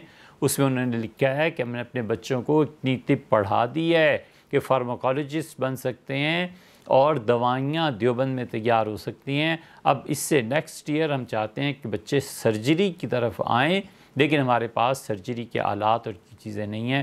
مسلمانوں سے درخواست کی جاتی ہے کہ تعاون کریں تاکہ ہمارے بچے طب میں آئندہ سے سرجری کو بھی پریکٹس کریں. 1908 کی بات ہے. 1909 کے اجلاس میں لکھا ہے کہ ہم نے فیصلہ کیا ہے کہ دیوبند کے نصاب میں انگلش کو شامل کیا جائے، انگلش پڑھی جائے، پڑھائی جائے، تاکہ ہمارے بچے اس زبان میں اسلام کی تبلیغ کر سکیں. 1909 اور 2009 اور اب 2020 آ گئی ہے، کتنا ہم نے کام کیا اور کتنا آگے چلے. اس لیے ہم صرف یہ کہتے ہیں کہ آپ $25,000 زکوٰۃ کے اس مد میں دیں، اپنی زکوٰۃ کو تقسیم کریں اور اسے 2 سال کام کریں. ہم آپ کو کام کر کے دکھاتے ہیں کہ یہ ہے کام، آپ کی اگلی نسلوں کے لیے رہنمائی ہے. جن بچوں نے عربی پڑھی ہے اور طب پڑھا ہے وہ اس کتاب کو سمجھ سکیں، وہ کام کر سکیں. کہنے کو تو اور بھی بہت کچھ ہے، لیکن بہت دیر ہو گئی، 1.5 گھنٹہ ہو گیا. معذرت خواہ آپ سے بہت طویل وقت آپ کا لیا. اللہ تعالیٰ آپ کو سلامت رکھے اور اس اپیل پہ کچھ کرنے کی توفیق دے. آپ چاہیں تو احمد رضا ترکی میں ہوتے ہیں، ہم آپ کو فون نمبر پڑھ دیتے ہیں، براہ راست اس سے رابطہ کریں. اس سے کہیں ترکی سے کتابیں اٹھاؤ، پاکستان بھجواؤ، امریکہ بھجواؤ، فوٹو کاپی بھجواؤ، CD بھجواؤ، کچھ کرو. اس کا پیسے ہم دینے کو تیار ہیں. ہمیں پیسے سے کیا غرض ہے، ہمیں تو کتاب سے غرض ہے کہ ہمارے پاس کتاب ہونی چاہیے. ہماری آئندہ نسلیں اس کو اور انشاءاللہ سنبھال لیں گی. احمد رضا صاحب کا موبائل نمبر ترکی کا جو ہے 90 تو ترکی کا کوڈ ہے 5539156902 5539156902. 905539156902 اور پاکستان میں ان کا نمبر ہے 0301508734. آپ کی زبان میں بھی پڑھیں 0301508734 0301508734. ٹھیک ہے جناب، یہ احمد رضا کا نمبر ہے، اس سے بات کر لیجئے فون پہ. انہیں کہیے ترکی سے تو آپ ترکی پیسے بھجوا دیں، ہمیں کیا. اسی طرح بہت بڑا کتب خانہ مصر میں اتنی کتابیں ہیں طب پہ، اتنی کتابیں ہیں جتنا آپ جھوٹ بول لیں. 10,000 آدمی مصر چلا جائے، 10,000 آدمی، اور صرف طب کے موضوع پر وہ کتابیں نکالنی شروع کر دیں بیٹھ کے، اور اسے ایڈٹ کرنا نہیں کر سکتے، زندگی بھر نہیں. 60 سال کی بھی اللہ انہیں اور عمر دے دے نہیں کر سکتے. ہم نے مصر میں وہ عمارتیں دیکھی ہیں جہاں پتہ چلا کہ پچھلے 700 سال کے ذخائر صرف یہاں پہ محفوظ ہیں. یہ جب دبئی نے اسرائیل کو تسلیم کیا ہے نا، یہ اس کے جو سیاسی اثرات مرتب ہوں گے، ہم اپنے اسلاف کی ان چیزوں سے محروم ہو جائیں گے. اور یہ کتابیں کس کے ہتھے چڑھتی ہیں، کون کام کرتا ہے، اللہ غافلوں کو کبھی بھی توفیق نہیں دیتا. تو ہمیں اور آپ کی اس غفلت سے بیداری چاہیے. خدا کرے کہ ہم اس کام کی اہمیت کو سمجھیں.